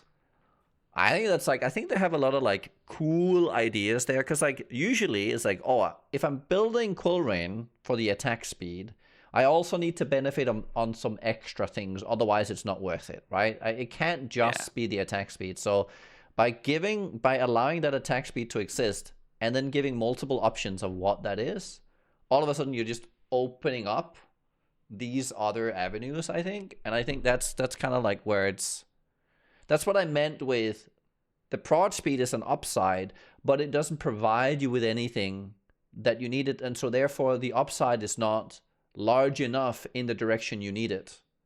So you needed to go in a different direction, and that's kind of how the upside that's a downside becomes the real upside. I know. Don't chain those words together. You're confusing me. Lyrical master over here. Just accept it. It's. I was with you until about 15 seconds ago. No, but my point is that prod speed, which is considered an upside, is actually, because it does nothing, is a downside. In the context of the power of the item. So like by having all these good things turn into other good things, the items like are revitalized. Yeah. No, for sure. Are there any items that you're really okay? So I'm sure. What's the Saints Hauberk unique? Ivory Tower. Our Ivory Tower. Is there dream scenario? What does the perfect Ivory Tower look like in Captain Lance's mind? Oh no. And it can't just be overpowered. It's like what is like a thing? Well, I mean, it is overpowered. Okay. It can be a little. It already is. Okay. You understand? Even when life builds get stronger, ES builds get stronger. You know that life jewel we were talking about? Mm-hmm. That's an ES jewel. You didn't see the fine print, but it said Ivory Tower jewel best in slot. That's what it said. True. I think for Ivory Tower, I look at that chess piece. The reason I like it so much is because I view it as a unique item, which supports two different archetypes, and it does it well.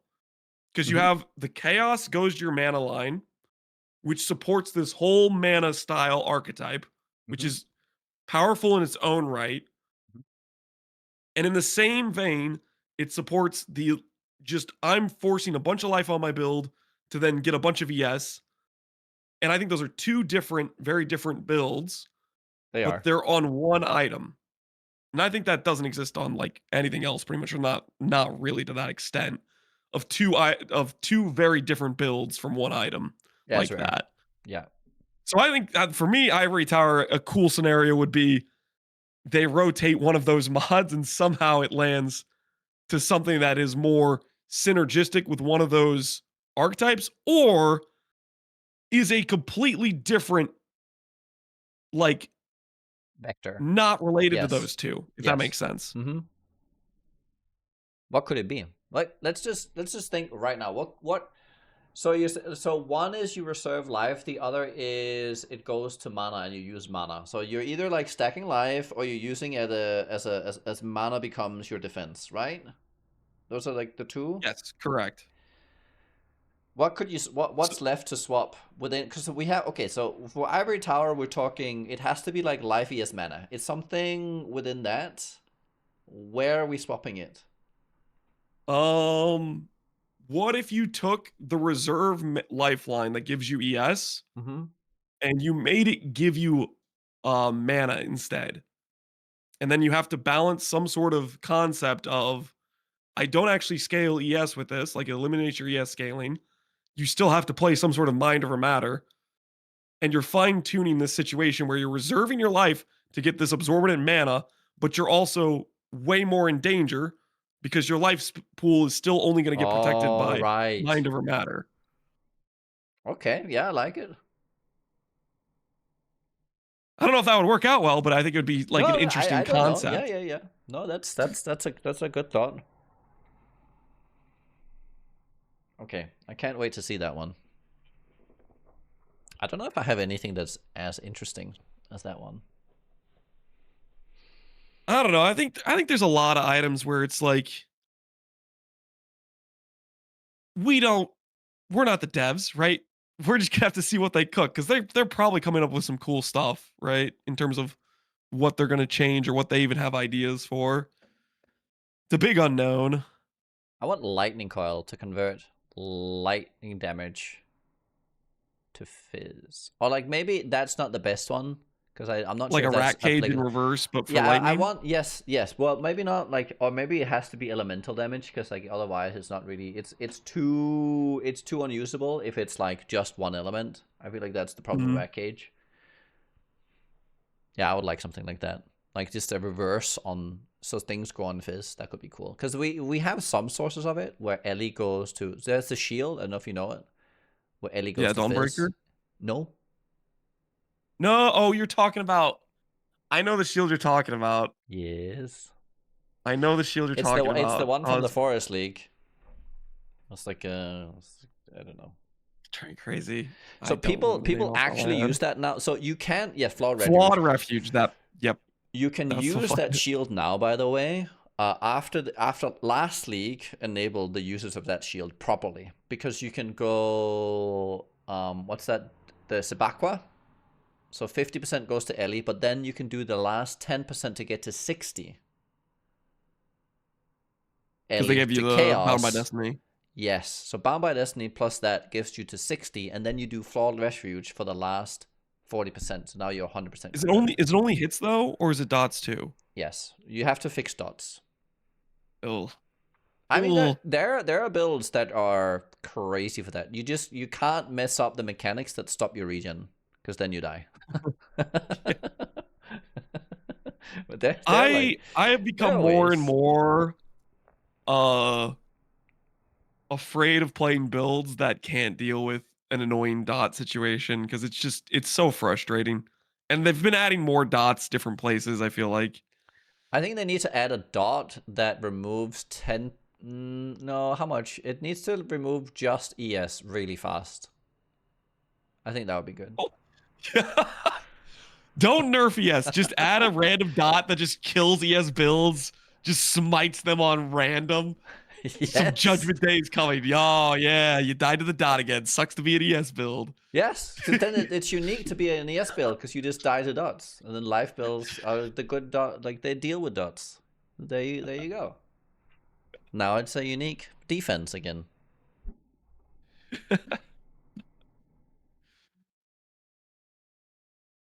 It's a little sadistic. Yes. Right. I mean, there's not much else we can do on the Foulborn because it kind of requires us to just speculate. And I mean, speculating Yeah. past what we've already done, I I don't think think Foulborn will there's be a a really good topic for the post post league. post league. Yes, so let's definitely come. There's going to be some zingers for Yeah. sure in there to look Okay. at and talk about. There is one more thing that's in this league mechanic that we didn't talk about when we talked about it last night, but I added it here. Grafts. Crafts. Yes. Let's just start. Initial thoughts. Grafts. I'm excited. I think they'll give you access to a very like this is satisfying thing. I think super early on, like just watching like Ziggy's clips of like Mhm. those graphs early on, they seem kind of insane where it's like you click them early on in Act 1, you get this tornado that goes around chasing enemies. Like it'll have some fun factor, which I like. Mhm.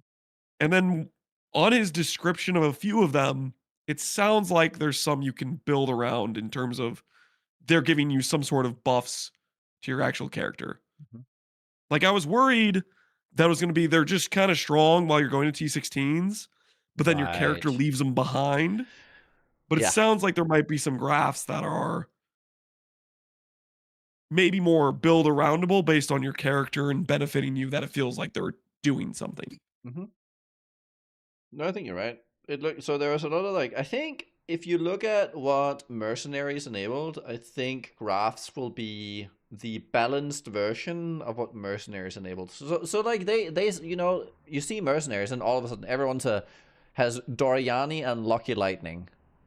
But like what if we just had a Lucky Lightning on a cooldown and then that's your thing, right? So it's like it's a partial power of what we had before from that. Do you think this is actually going to be board power? Do you think this is going to stay? I think they're going to delete them afterwards. That's Nah, my they delete guess. it. Like, I feel like the only scenarios where they keep borrowed power is it's just so overwhelming that people like it and it's not too significant. Yeah. Yeah. I think they're pretty committed to the we give you some borrowed power, some fun here, but this ain't staying type of thing. Yeah. I I think think our borrowed power that stays with us is the bloodline, I think is core. Is it actually they're introducing as this Bloodline is core. core? Yeah. Yeah. That's I think borrowed because it's like new to us, but that's power creep that's going to be permanent. And Well, Bloodlines if is they give not us even. I new mean, Foulborn uniques permanently, stuff like that. yeah. No, graphs are. I think graphs are literally borrowed power. I think they will go. Oh yeah. No, I think Bloodlines is not really. I mean, it's not. It's kind of like it's more in line because it's not. You're not gaining extra. You're gaining you have options. to choose what ascendancy points you're Yeah. losing for it. It You have to will make give a us more choice. power because through more options, new things that are powerful arises. Historically that's just how it is. Like because it'll unlock something that's just slightly better in some ways, and that's okay. Um, yeah. Just to touch on the graph stuff. Is there any like active or passive things that you've specifically looked at that looked really cool? The biggest thing I thought sounded cool, Ziggy didn't show. He Oh, just which verbally was it? said, he said during that video, there's a graft of the howling wind or something like that. I forget the name exactly. Uh huh. But he described it as it would remove ailments from you and give you like a damage buff. So it interacted Oh. with the fact that there's ailments on you. So I was thinking I would try to play like self chill, self poison, Mm-hmm. Mm-hmm. maybe with that graft Mm-hmm. and play on that interaction. So Right. that sounded interesting to me. I think for me, I mean a lot of the passive ones. Well, anything that gives you defense. I saw one. Oh, did you ever see the Vol Molten Shell guy from back in the day? The permavol like that killed things with Vol Molten Shell. I am picturing a orange Nova that's just Yes, like like that. yes. So, like did Is that you? the correct thing? Yes, it's basically you're the sun and you just move through the map and everything dies around you. Yeah. Like there, it's the probably the highest amount of triggers you can think of on like a character. It destroyed servers. So there is a graft that gives you anytime you get hit, you do a fire nova for like 100 to 150k damage. They have a cooldown in it. It doesn't show a cooldown, but it's a god skill, but it doesn't say that it can't be cast while you're sharing. So what I was thinking, is there a way that we protect this buff? There was a couple things I was thinking about. Like you could, if you really want to protect it to where no damage goes to you, you could probably do, what's that thing? Ward? Right? Because Yeah, it just removes damage, and then you can just let's say you can make it so that you hit yourself for 5,000 every time, but then you ward 4,999, and you only take 1 damage, and you keep hitting the, because you can hit yourself to trigger it, because it doesn't state an enemy. It just states on hit. Ward guard you before guard does? I don't know the order of like when those would apply. I'm Is guard just I think so. I'm not sure. Chat? This is because I'm not a big ward guy. I was just thinking of like defensive options that would actually protect the guard buff. It's been a while since I've played Ward Loop. Guard still takes They're damage saying guard takes first. damage first. Oh, That wouldn't work damn. Okay, then you just need to be incredibly tanky or not get hit. And then you're something where your effective damage reduction is so high. You go stealth. Nobody hits you. And you just hit yourself. And everything dies around you. There's a stealth thing. There's actually a stealth bloodline. I don't know. I'm just anything that just so you're not actually getting hit, so you can just run through and hit yourself. I don't know. It's that one seemed interesting. I feel like that because like the damage is really high. You can trigger on hitting yourself, which is like that's not something we haven't had access to that since like Vol Molten Shell, I think. So that's crazy potentially. Mm-hmm. I think the active ones could be really so. If anyone wants to experiment with the active buffs, what I can say is that there's a couple ascendancies that stand out for this stuff. Warden can be good, but Elementalist is crazy for this because you can generate so much damage taken on enemy, and you can lower resist by a lot. So like curses, lower resist, damage taken on enemy. I think is there anything else we can think of that would like buff active buffs? Damage taken minus res are the main ones. Yes.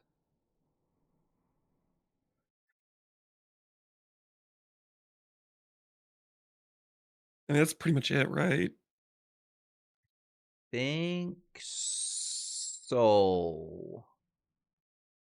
Yeah, so all the sorts of that. Damage taken, yeah. Yeah. And then finding things that can be triggered a lot. And if you have any amount of buff, you can do the slower buff duration as well. That's another thing that will probably affect the graft. So the rune graft is something to look for as well because it does that. I don't think that would. Why not? I think it casts a buff on you. You receive the buff from them. You can't scale it, but then the buff comes on you. Once it's on you, it's unscalable, but the duration can still be. So maybe like self. I was just thinking about how the grafts have like their own CDR and everything too. Yes. But yeah, if the buff is on you, then yeah, I could see potentially self curse, temp chain, and the graft can have some effect. Outside of that, I'm not sure. I think we will see some actual active graft builds. You think there are going to be people that are killing Ubers with a graft? Potentially. I mean, the hitting yourself one could definitely be one. Because it's a lot of damage. Like, per tick. If you can actually, like, make it happen enough. Because, like, think about it this way. If you lower resist by 100, like, if you put them down to... first you remove the 40 and then all the way down again to minus 100. You could do that. Get into minus 100. So that now they're taking double damage. And then you make them take 100% increased damage. I mean, you've quadrupled the damage of these things. So if this thing is doing on average 100, and I think let's just say 100k. Now it's doing an average of 400k per tick. Now it's just about doing it often enough. How fast can you take it? Yeah. And then it's like the interesting part is you don't need any increased damage, attack speed, crit chance, anything on the tree. So every single point goes towards facilitating this thing so you can become really tanky and have these huge debuffs. I don't know. I think it's possible that there will be some builds. I don't think they'll be the best builds unless there's some broken stuff they miss. Yeah, we'll see what kind of numbers they give us on them, right? Yeah. I mean, the level 31 on the fire one was 100,000 to 155,000.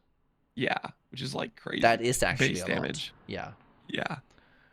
The graphs also could roll percent damage on them too, right? Exactly. Yes, this was unrolled. This was just the base modifier. Right. And I think that'll also be a thing that'll be interesting to talk about post league. Final topic. Bloodlines. So I'm gonna ask you what build are you starting? And what was the thought process of pick? Well, first let's inform people. Bloodlines are a new ascendancy that's accessible from anywhere you are, like any starting class. And then the way you unlock it is by doing some kind of end game content. So like doing Sanctum and killing Lycia gives you access to her ascendancy points if you're part of the kill. So you can be carried. And with that in mind, so there's 10 different ones, and you can access them any one. And you use your ascendancy points, which you have 8 of. So if you use 6 on your normal ascendancy, you could use 2 on the bloodline ones. Yes. So with that in mind, what are you starting, and which are you using a bloodline, and what were your considerations for it? What are my considerations? Okay, so for the build I'm playing, most of the bloodlines are not very usable for it. However, I really like Shepherd of Souls for Val skill perma uptime, basically. For Val skills that have a duration where you can get them up to like 8 seconds. And one of the builds I'm planning to do is I'm planning to do Cobra Lash Assassin.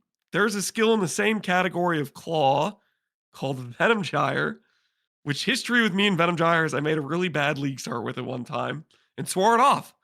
But maybe I might be tempted to try Val Venom Gyre again because Shepherd of Souls would enable that at like basically permanent uptime. Because you can cycle like 40 seconds of duration from one basically full use of souls. Like you kill one pack of monsters, and then you can use your Val skill 5 times in a row if it lasts 8 seconds each click. That sounds. You know Shepherd of Souls? Nice. Yeah. Is it which one is it? Is this the corrupted one with the 80% less? You need 4 corrupted items, and it gives you 80% less Val soul cost. Yes. And it gives you increased cost if you use it within 8 seconds. Yes. So as long as you have a 8-second duration, then you never and then you incur never use the extra it, cost. right? And you just get the 80% less. Yep. That's very strong. So the idea is you can get 40 seconds from one section of 30 souls out of it. And then during that 40 seconds, you could be generating like Soul Ripper. Have that in your back pocket. Yes. You get past your 40 seconds, click Soul Ripper, back to full souls, repeat. Does this also give you that line down there? Does that also give you the passive generation, or is that only the other way around? I know one of them gives you passive gen is the only other small passive. The small passive to the Shepherd Souls is 8% life, which is it's pretty strong, right? Yeah, if you're a life build, for sure good. Yeah. Are you gonna go all the way and use the 8 corrupted at all? Have you thought about that? You gonna try for it? Do you care for it? Okay. No. 8 corrupted, 50% life regenerate that's a pretty rough downside. I think it is, at least. Oh, is it that much? It cuts your regen in half, and you have to have 8 corrupted items. Which rough. 8 corrupted is pretty hard to hit. Especially if you want to use rares. Right. And it's only life recovery from regen. Yeah. Mm-hmm. It's a bit tough. It's cool though. I mean, the six that one is already very good. So I think I will go 6 items on if I do a Val Cold Snap Champion. Yeah. Which I kind of want to do that. You did. I do really like doing before, the Val. Right? The Cold What's Snap? that? People did. I did Val before. Cold Snap. Is it just as good? Is it just as good with the new Bloodlines, or is it like what's the difference between new Bloodlines and that in Fresher? I would say it's better because very nice. Val Architect was mostly carried by Shepherd of Souls, whereas now you can get the Shepherd of Souls and attach it to anything else that's got a good base 3. So I think it should be just outright better than the Val Architect was. Yeah. Right. What So about you? I am going champion. I'm going Beacon of Madness champion, where we're stacking debuff duration, and then we are putting on the Beacon of Madness boots. For those who don't know, Beacon of Madness gives you a skill that is called Embrace the Madness. It incurs a debuff on you every 2 seconds now instead of every 1. That's why it's now viable compared to before. And it stacks up to 10. These stacks are pretty scary. One is like 6% increased damage taken. One is, I think, is it 4 or 6 reduced action speed? And flask, there's one for flask effect, and then there's one for, I actually forget what the last one is. They're all just so bad. They're all those bad. debuffs. It's action Recovery speed, rate, damage I think, is taken. the last one, maybe. Yes, recovery rate, and then flask. Yes, those are the 4, and they're all pretty scary. But 15 fortify on top of your fortify and champion is very, very strong, and then 20 double damage. And you can manage it, you can cleanse it, you can do all sorts of things to it, so you never really have more than like 1 or 2 stacks. Sometimes it'll go up a little bit more, but it's perfectly manageable. So that is what I'm doing. But the trick is you need a lot of debuff duration. And one of the new... So I didn't know the bloodlines coming into this. And what did they do? They release the Delirium bloodline, which has a skill that if you are using Embrace the Madness... Embrace Madness? Yes. You afflict, I forget what it's called, you afflict madness around you, which is reduced action speed. It's basically all the things that occur on you. All the bad debuffs you were getting, you're giving to other people. You're giving to the other. It's mania, yes, it's going on the other people. Up to 60% increased damage taken, 30% action speed reduction, which is crazy. It's a max chill. And once it's up until, you know, it's done. So it's very, very, very strong. And it gives you the debuff expiry rate as a small passive, which can really help you in terms of your gearing. So it's very, specifically for this build, it's like it was almost, it was meant to be. Yeah, so I'm gonna do that. So I'm hoping to figure out like the best setup for that on champ. I mean, obviously you would take the fortify, and then we'll try to see what's better, if it's the accuracy with taunt or adrenaline. I was considering going when I first saw the Oshabi one, I was considering going the adrenaline one there. But the adrenaline one on Oshabi does not seem that good, because you can lose all your rage and then not get adrenaline. And not get adrenaline if you already have it. Adrenaline's already up, and that's annoying. It is nice though having the rage on hit for any range build, because you can't really get rage on a range build. There's not really good way. So that on its pretty much own just gloves, is and that's pretty it, right? nice. Yeah. And if you're using unique gloves, you're just out of luck. So for that to solve an issue there and to give you access to rage can be nice.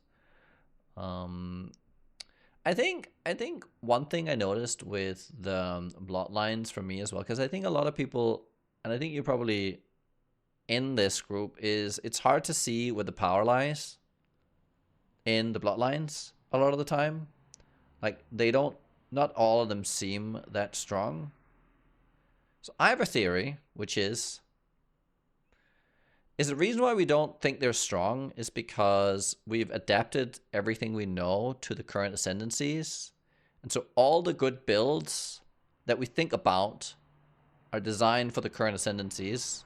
So we can't really see the power that's yet to be discovered. I think they're pretty safe on them.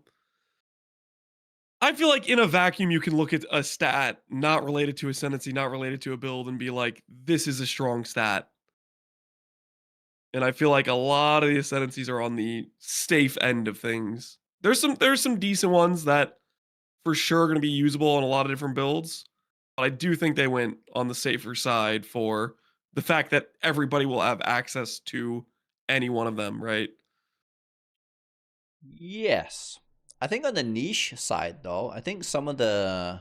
What are the more niche ones? Oh, there is the all one that's not the one with aura, where you have no gems. You've played one of these no gems before. How big of a I deal like is the the pack all one? loves that node. Yes. There's actually 2 builds. There's another one I've seen. Burning Arrow. Burning Arrow The does no the gems? the life burning arrow. That do the it's like the whole Widow Hail, everything, and you stack full life. It's a similar concept to the other one, like to the Mm-hmm. wand, the pact. Yeah, the vigor. That's another one I've seen. You think the power on that It's usually node? pretty hard to find it because gems are so valuable, or like sockets are. Mm-hmm. So you need a build that doesn't use many, and then like doesn't have a reason to have reservations, like a lot Mm-hmm. of these like extra things. So it's pretty rare you get a build that can pull it off and it not feel like you're just gimping yourself by not using the sockets, right? Yeah. But there are builds that can do it. I mean, there's 2 right here for Yeah. that one. I mean, would it be so hard to imagine that some of these other I don't really have the list in front of me. I should have had the list in front of me. That some of these others would kind of generate similar outcomes where you get these like powerhouses that are just like they're just waiting to be found, and they're just powerhouses, and they just needed this one thing. I mean, surely there must be. I feel like on the even like on the Vol skill here as well, like deal more damage per like the Vol skill one for the soul required. I mean, Vol RF. Isn't that the one that they're gonna? Is that the one they're gonna use? The deal more damage? For soul cost Yeah, I think so. for Valorant, Yeah. no. No? Well, in my mind, no. Couldn't you use both? Couldn't you use 2? So like That and the other one? the So you soul get cost one in the Shepherds of Souls uh-huh. takes you in 2 different directions, right? Like if you use Shepherd of Souls, all of a sudden your soul cost is, 8, which makes that soul more damage one do 8% more damage. Oh, They right, just true. don't work Oh no, together at I'm all. stupid. That's stupid. No, that's not. I've just heard people talking about like they're doing 56% more damage with their wall RF, and it's basically up more or less all the time. I don't know if it's true or not, but If they can get a way to sustain Soul Ripper mm-hmm. with that, which you'd have to invest in like some flash gen stuff for it, Yeah, yeah, but yeah. that I could see doable. Okay. I think one of the problems is so there's one that really piqued my interest in the beginning, which was the Unleash one. Did you look at that at all?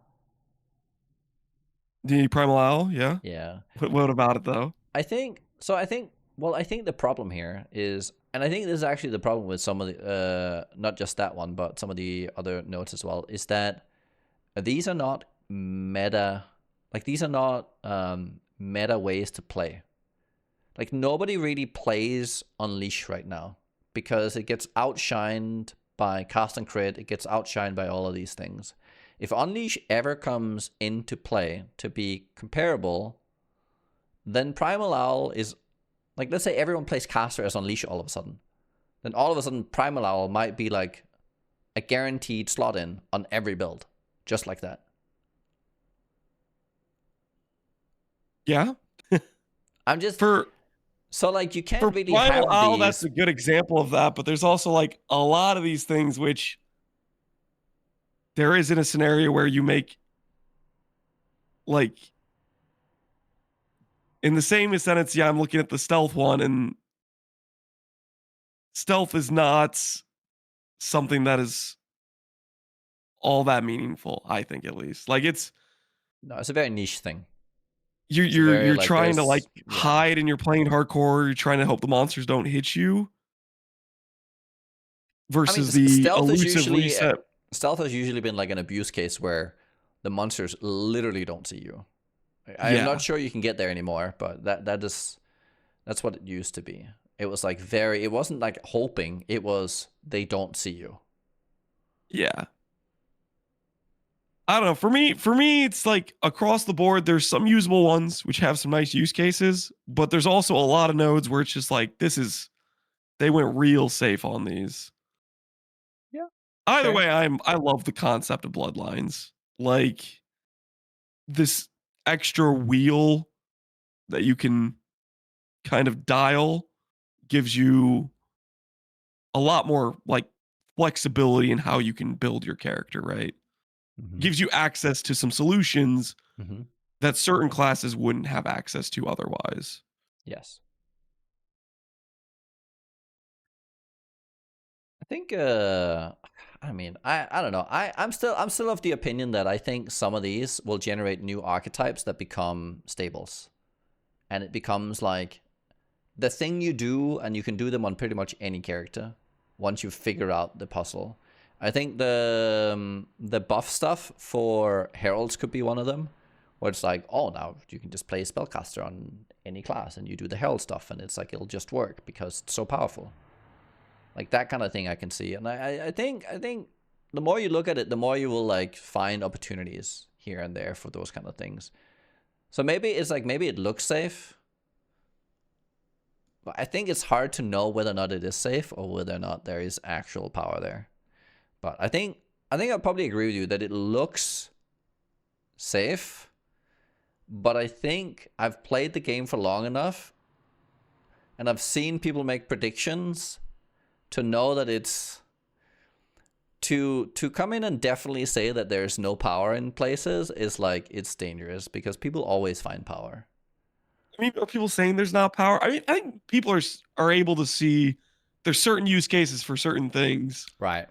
But I think it's like a large amount of it is there's a lot of builds where you show up and you're expecting multiple good options for your character, and it feels a little bit bad when you walk away thinking, I'm going to use the fourth node on my own ascendancy Why does that after feel seeing bad? 9 of them.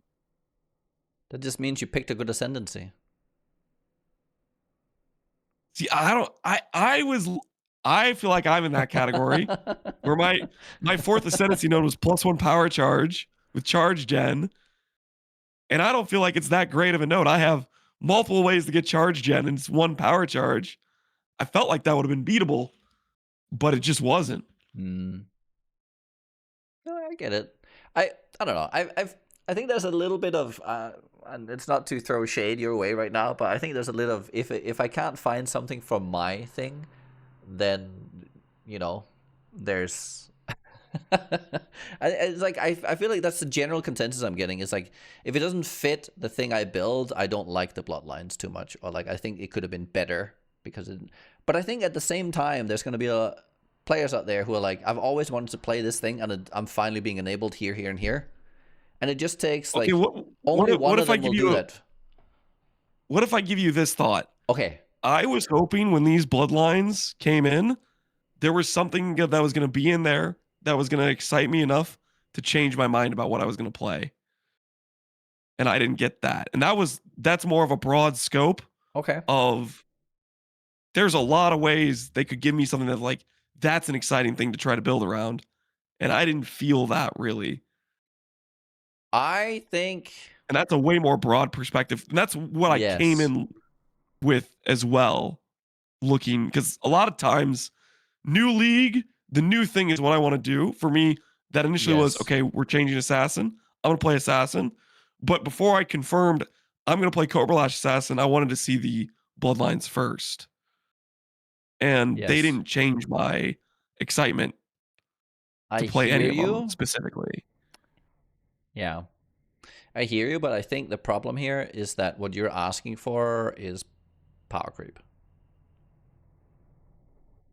Like, it's you want there to be new, more powerful vectors for it to be worth it, and therefore fun, in your opinion. It's not wrong to want that, but I think it's. I don't know. It lowers the content that's left in the game, and when they have limited time to give you content, it's like it's hard for them to add. It's why you get these grafts. It does what you're asking for is the grafts on the bloodlines, kind of, because it is enabling a bunch of new things, and it for where it fits, it's really good. It's just it didn't give you power where you wanted it, and like I know you play really good builds. It's really hard to give those builds more power. Like it's I really don't think that necessarily needed dangerous. to be power. I think it could be enabling things that are new. I don't feel like these enable much new things. I know you think they're not judgeable pre-playing them, Oh, some of them are. I mean, but I I think don't. a lot of them are very judgeable. They're very tangible stats we already know. We already have other places. I don't think there's a lot of new stuff in here, is more what I'm getting at. Okay, so you're hoping for more new stuff.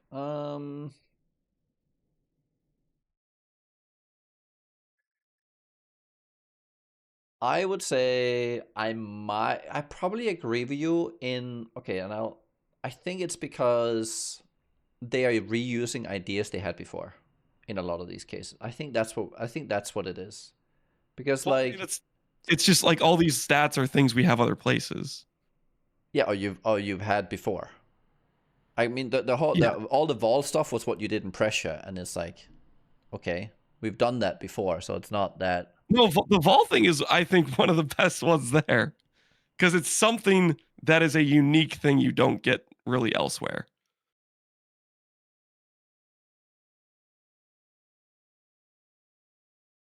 Like it gives you an Yes. access point to build around Val skills you don't really have otherwise.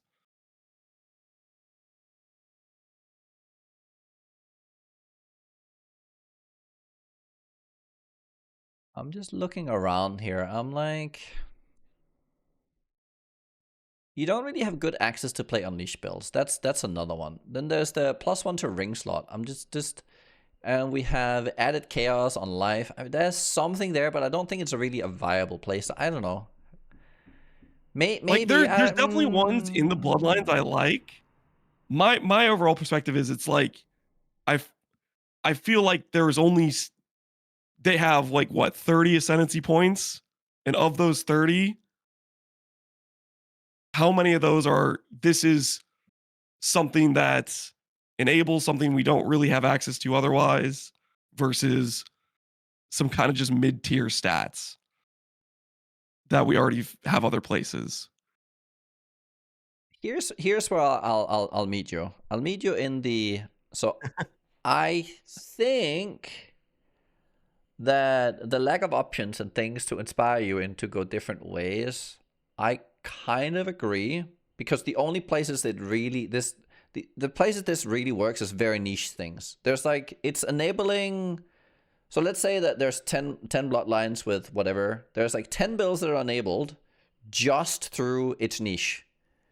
That doesn't really apply to the majority of builds in the game, meaning that the majority of builds in the game don't really see a lot of benefit. And when they introduce bloodlines, you really want to see something new, right? You're excited. You want to add new ascendancy to the thing, to get something new and something exciting. And if it's just a niche thing that can't be applicable to your build, then that thing is not great. And if all the other things that are generic are underpowered, then yeah, I mean, then you end up in that spot. I don't think you're quite seeing what I'm saying. You just, well, it's not like it's not about power specifically. It's about unique thing that is enabling here. Like a lot of the stuff is just generic bland stat, Yes, not but necessarily. I'm saying that the unique stuff is too niche, so you can't apply it. So you can't turn a regular build into that thing because it wouldn't work on the build. Like Embrace Madness, for instance, how many builds can actually run that? Like you can't really apply it anywhere outside of the Okay, thing that specifically like Embrace facilitates it. Madness is giving you enemies take increased damage, reducing enemy action speed. These are generic, bland stats. It's not like interesting. That's all I'm saying. Right. Okay. So you're more okay, I see. So you just want something that makes you rethink the game. Because like getting damage doesn't really make you rethink anything, I guess. Like it does it's not about it has to be powerful this, powerful But that. making you rethink I the just game like has things nothing that to are do with like power. interesting, something that What enables is, some sort of play style or different skill or stuff like yes. that. I don't know if that makes sense. Yeah, I probably don't disagree with you that there is I mean, you would not surely, that Nugi, you would much. say that you would hope they would update this system in future leagues, right? For sure. But I'm also excited for this because there's a lot of these mechanics that are underused. Because before they were not really like, there's a lot of these things where it's like, I mean, look at the wolves, for instance. There's tons of different places where wolves exist, but you can never really play around them. Now you can. I think You're that's talking about interesting. That's on the hunt leader. yes, hunt leader and feral. Like Are enabling you that, I like that. The one Are you specter playing is around very wolves interesting. though, Nugi, or are you just using something that's giving you attack speed and crit chance? Are the wolves your build, or is it just another stat? There's one build where you sacrifice the wolves. I forget what that one is. There's like one where like you have to like you have to sacrifice something to. No, I'm You're not talking about using. Maw of Mischief? No, there's like quiver. The quiver. You can sacrifice them and then you shoot more. But I mean, I guess it's just the same build, but you have another enabler. I What I really don't think would I know what like, the quiver is you're talking about. is there is a okay. So you use the Widow Hail and you use the, I forget where it drops, but it's 1 to 3 arrows. When you consume a minion, and then the next shot shoots 3 arrows, then you Widow Hail, and then you shoot. Okay. Yes, Spine Hail. That's the one. So it opens up that more, and I mean, furthermore, I mean, I would like to see someone come up with just lots of tigers, sure. Or there's the one where they can't die, so you can have like you can go the what's the there's a bunch of minion builds where like the small minions they can never survive for long enough, but now they can, so you can actually have a minion army. I like that. There's like the whole minion army stuff. I think minions get a little bit more here than others in terms of fun. I would agree with that. I like the Spectre stuff because the one Spectre, and then I'm thinking like, oh, what if you did the Headhunter helmet on that Spectre on top? Because then you can make all the buffs go on this one Spectre. That's cool. You're gonna be a 1 Spectre build? Why not? It's what I want to do. Dude, what? You're like, you're like, oh, why would you do that? You're immediately judging it because it's not powerful. You're like, that kind of sucks. But that's unique. What? No, but it's like, why are you immediately being You're like... choosing to build around Spectres to then say, I'm going to get rid of all my Spectre scaling just to do it. What? You're intentionally right now I feel like you're intentionally not wanting to see the possibility. What is the upside of taking something that can have 8 Spectres and saying, I'm going to now have 1 and play around that as my skill? You see the Headhunter helmet, right? For minions, where a random minion gets the Headhunter buff.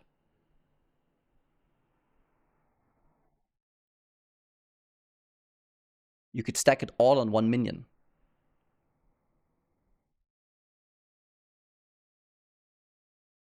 I will wait to see you make this. I think it. But like, I don't get this. Like, okay, so I'm granting you that I agree that there is like the uniqueness of a lot of these might not be, but it's like you won't grant me that this could actually be cool. It's like I'm saying I want more cool things for you. This looks kind of cool, and you're like, oh, that doesn't. Oh, but you don't have, like, you lost all the power of your specters, and therefore now it's not cool anymore. And you're like, oh, but I don't care about power. Like, I think can't. I think it's just a bad idea. Oh. Like we could if you think that's a viable, I have no faith in that idea working and being a good idea. For the I think purpose it's of for the purpose of you're what? saying I'm going to pigeonhole myself into No, something for the purpose because of what? What is it you like? If I want 1 minion to like just zoom around and do everything I ever dreamed of, it doesn't have to be the best build. I just need, like, it gives me away. It's an idea that I look at, I'm like, oh, cool. I don't expect it to be better than an 8 Spectre build. But it's unique. I don't think it's even better using this ascendancy. Like, you're forcing yourself into a specific beast specter, or beast even the best specter type to be using. If you want to say, I'm going to build around one specter, I don't know this yet, is something you could have done before this ascendancy existed. This ascendancy didn't generate this new possibility for you to go say, I'm going to be a 1 specter build. Like, I think what's happening here is that the way we look at being inspired is different.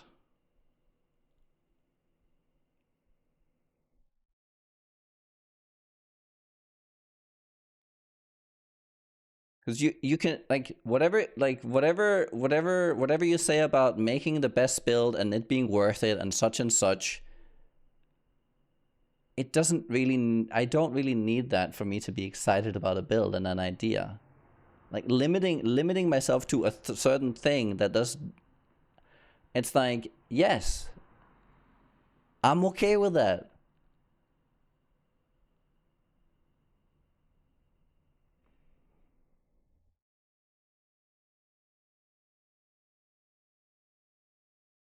Okay, Lance, I don't want us to get into like an argument here or anything. Like, we're already in an argument. What you talking about, Nugi? No, but I feel like it's all I want to say is that I grant you that I see your point. There's not that many things that does anything specially unique right now. It's a lot of it is just things we've seen before, and it's like, and then, you know, they're like ideas that are like, I don't know, you don't, the idea of like the 1 Spectre, it's a novel idea. I'm not saying it's super unique. That you could have done a Spectre before, yeah, but there's not an ascendancy for it.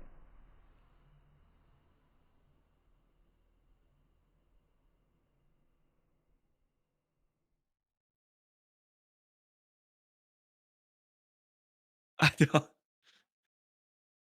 This ascendancy to me doesn't make that a thing now. I don't think it would be even the best choice for it. You know, that's my. I don't think this ascendancy made that a thing. It was something you could have done before. It's not new. I don't know. my point remains. I feel like a lot of the bloodlines are safe, generic. I like the idea of the system. I'm hoping they iterate upon some of the more bland options between them. I don't think that's too crazy to say. I don't think that's crazy to say either. No. I'm just, Lance, all I want you to, I just want you to expand on the, like, your thought process. This is all, and just have a conversation about it. It's like, it's okay if we disagree as well. Lance, right? It's okay if we disagree. I never said it wasn't okay if we disagree. Okay. But I don't just call me narrow-minded because I disagree with you. It's okay if we disagree. I don't think you're narrow-minded. Well, you're saying, like, expand on your thought process. Like, you haven't looked at this as much as I have. You know, like that sort of thing. No. No, I think you've looked at it a lot. I think you've looked at it more than me.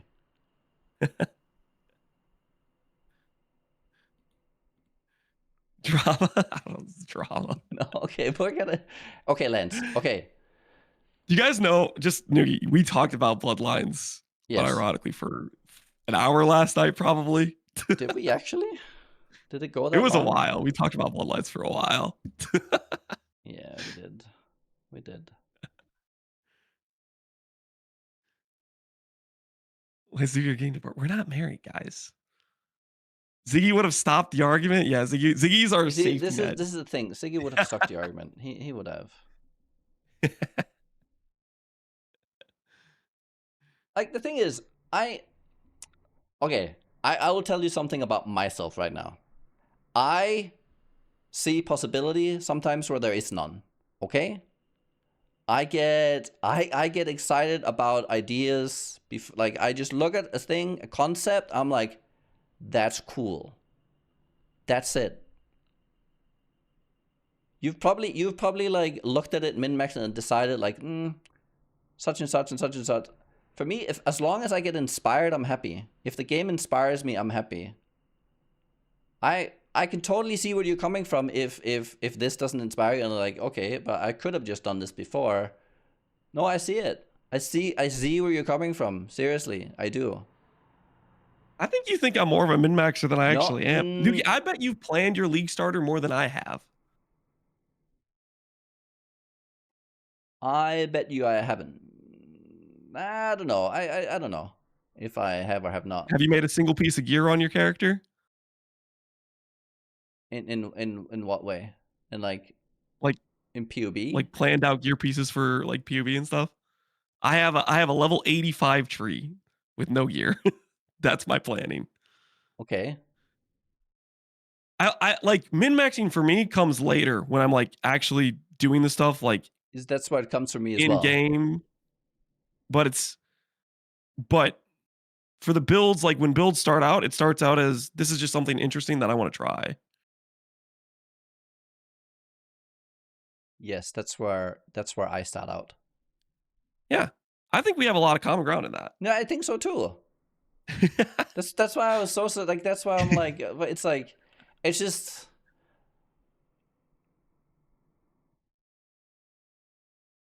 I think you call 25 items in the tracer. God. I don't know. I do make buy lists for people. Of those 25 items, there's like 10 redundant ones where I'm not sure which one I'm even going to use. Holy. Okay. Here. Why are we fighting? I don't think we're fighting. No, no, we're not. I don't know about you, Nugi, but I like working through like disagreeing on things. I don't think that's a bad thing to have. Because I'm trying to figure out like how do they, because okay, what could they do?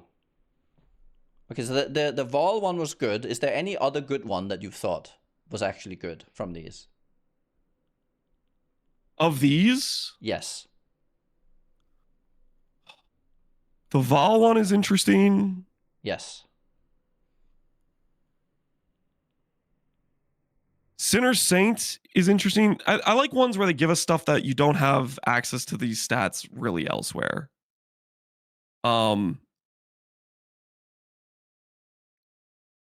Heralds is interesting because it incentivizes you to like push these Heralds reservation up.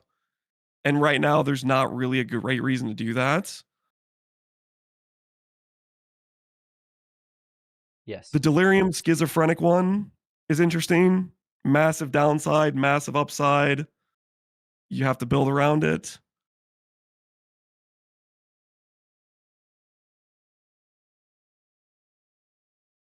I feel like Umbral Army's somewhat interesting because it incentivizes you to build around a lot of different minion types, which is a little bit weird.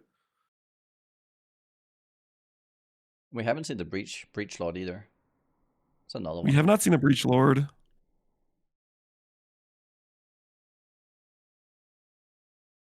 +1 ring slot with a really bad downside of choosing what you're giving up is interesting.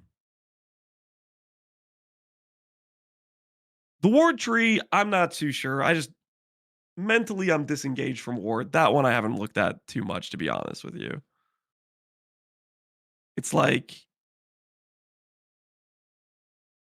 it's been a while since I've been like hyped about playing Ward. That's like not necessarily means it's bad or good. I'm not really in the Ward mindset. What is tricky? I've seen one build that was good. Like, well, I've seen a couple uses that were really good. So what's that new shield we got in Settlers? Swollen. Yeah, so Solid. yeah. I saw people doing, well, it was like a minion build, but it's more like you have so much block, and so the only time you really take damage, it goes on the ward. I thought that was like a neat idea to incorporate ward in like a regular build. Because you can get, I forget what uniques he used, but it was surprisingly effective, at least for softcore. Outside of that, I feel like all ward builds use the flask. Like I feel like it's always the flask, and it's a bit Not unfortunate. always. Sometimes you can make builds with the Oh, I've made ward build with the gloves, using it for like the flat chaos, or I did a chaos on crit assassin where I was just using the belt because it's a pretty decent defensive layer. Like, just literally has, I think it was like you had like an evasion armor scaling. Right.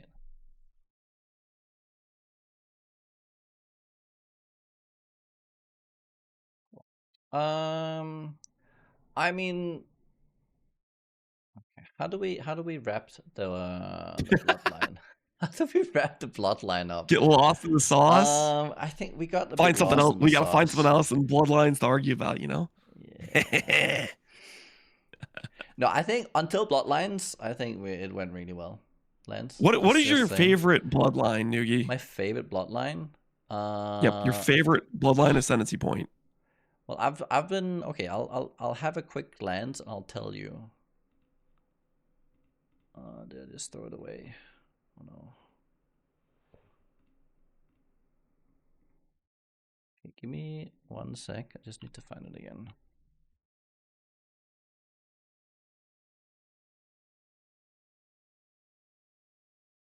Favorite one. Because I've been basically what happened to me is that so I get stuck on ideas. I don't know if you do, but I get stuck on ideas. So the moment I saw it was possible to make the boots work, my brain stopped. And it's like now the only thing I'm thinking about Panic is boots. episodes. So the only thing that I actually ended up really looking at was anything that worked for that. And it's like there's not that many things, but it's like it was just the delirium one. It's like it's a shoe in. So that's like I haven't looked too much on the other ones. Let me see. I mean, no disrespect for that. I definitely, my favorite one was Val Shepherd Soul, just because I like building around like some duration Val skills. I think That's probably the one I've thought about the most. I think without I thinking even about it, went so far as to thinking about doing Val VG again. I swore that off the last time I played it. I think without thinking about it, the Vol one is probably my favorite. If I had to pick one, because I think it does what you're saying. It's the most unique new playstyle enabler. I would probably agree on that one. Like it's always fun to play around Vol stuff. Yeah, I think that might be. Like I wanna look at like hallucinogenic tendencies where like you have the thing you dash backwards. Most of the time these don't work very well, but I'm very intrigued to like what does that reflection skill, like how does that even play? Like from a build creation point of view, it might not be the best. I mean, cast and death maybe, yeah. Like it'll be interesting to see like how to pull that one off. So that one's interesting. I do like the take less damage from hits as well. Like my favorite one is a tough one because I have a very hard time picking favorites when I don't know. Ah, for fuck's I could sake! tell, Nugi, you listed like 4 ones already. Yeah. There's nothing Yeah. wrong with that. No. Picking favorites is hard. I kind of just have to try them to know them, to see what I Yeah. like. Dude, we need the new league to be now. Well, actually, I need it to not be now. I need to get not sick, dude. Yes. Me too. But that's my main goal of this league is to not get sick. Like I'm not actually joking. It's like the main goal.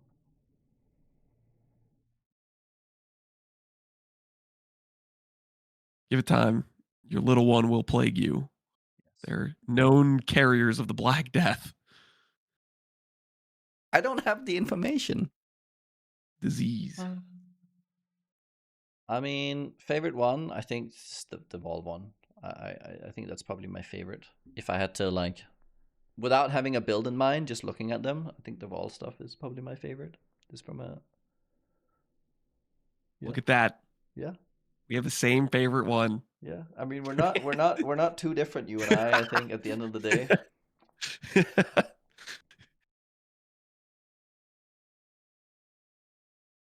Yeah. That's good. Let's not dwell too much on that then. I mean, Got some closing thoughts, Nugi? Yeah, okay. Bloodlines, ways to improve it would probably just be add more things, right? Just more ideas, more things in there. Hopefully they will. Yeah. Or like revamp the one. Like, you know, you have a patch where people play them. Yeah. Certain ones will be, yo, that's actually pretty interesting. Certain ones will be, no one's using this. No one's getting a good way to use this. Maybe we rework it, you know? Yeah. Are there 13? No, it's just 10. We just don't know the breach ones yet, right? Yes, 10. And we just don't know breach. That's true. Yep. Apparently people are saying PUDB has it. So might have gotten data mined?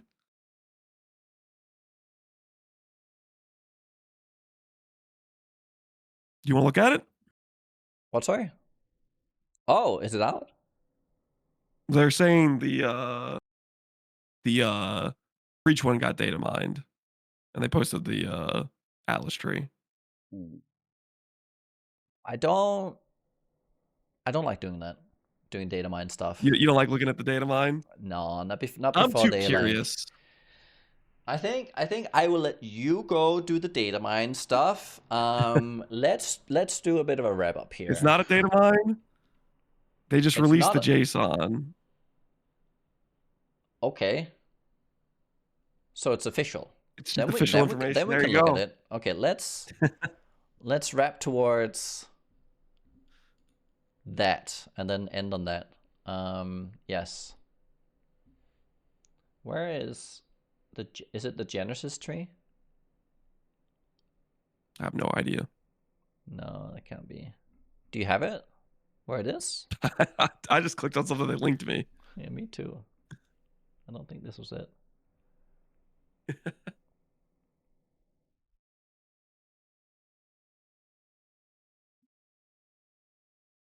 Okay, let's not.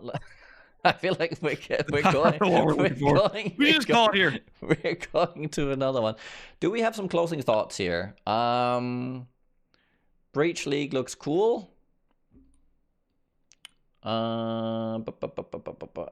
really should have like made some like a wrap up down here, because the thing, this is the thing we did so well with the first one, or the first two ones, is that we had the predictions and we could like kind of neatly tie everything around that.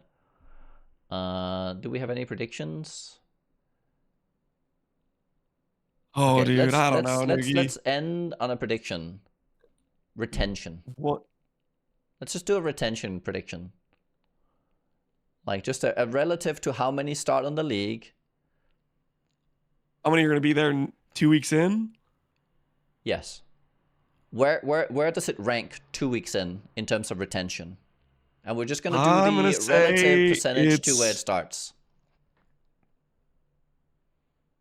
Oh, dude, I don't remember previous numbers. I'm going to say it's not going to be as good a retention as Settlers, maybe better than Mercenaries. That's just, I'm just spitball. I don't even remember what those retentions were. Top 1, top 2, like just a number on the list.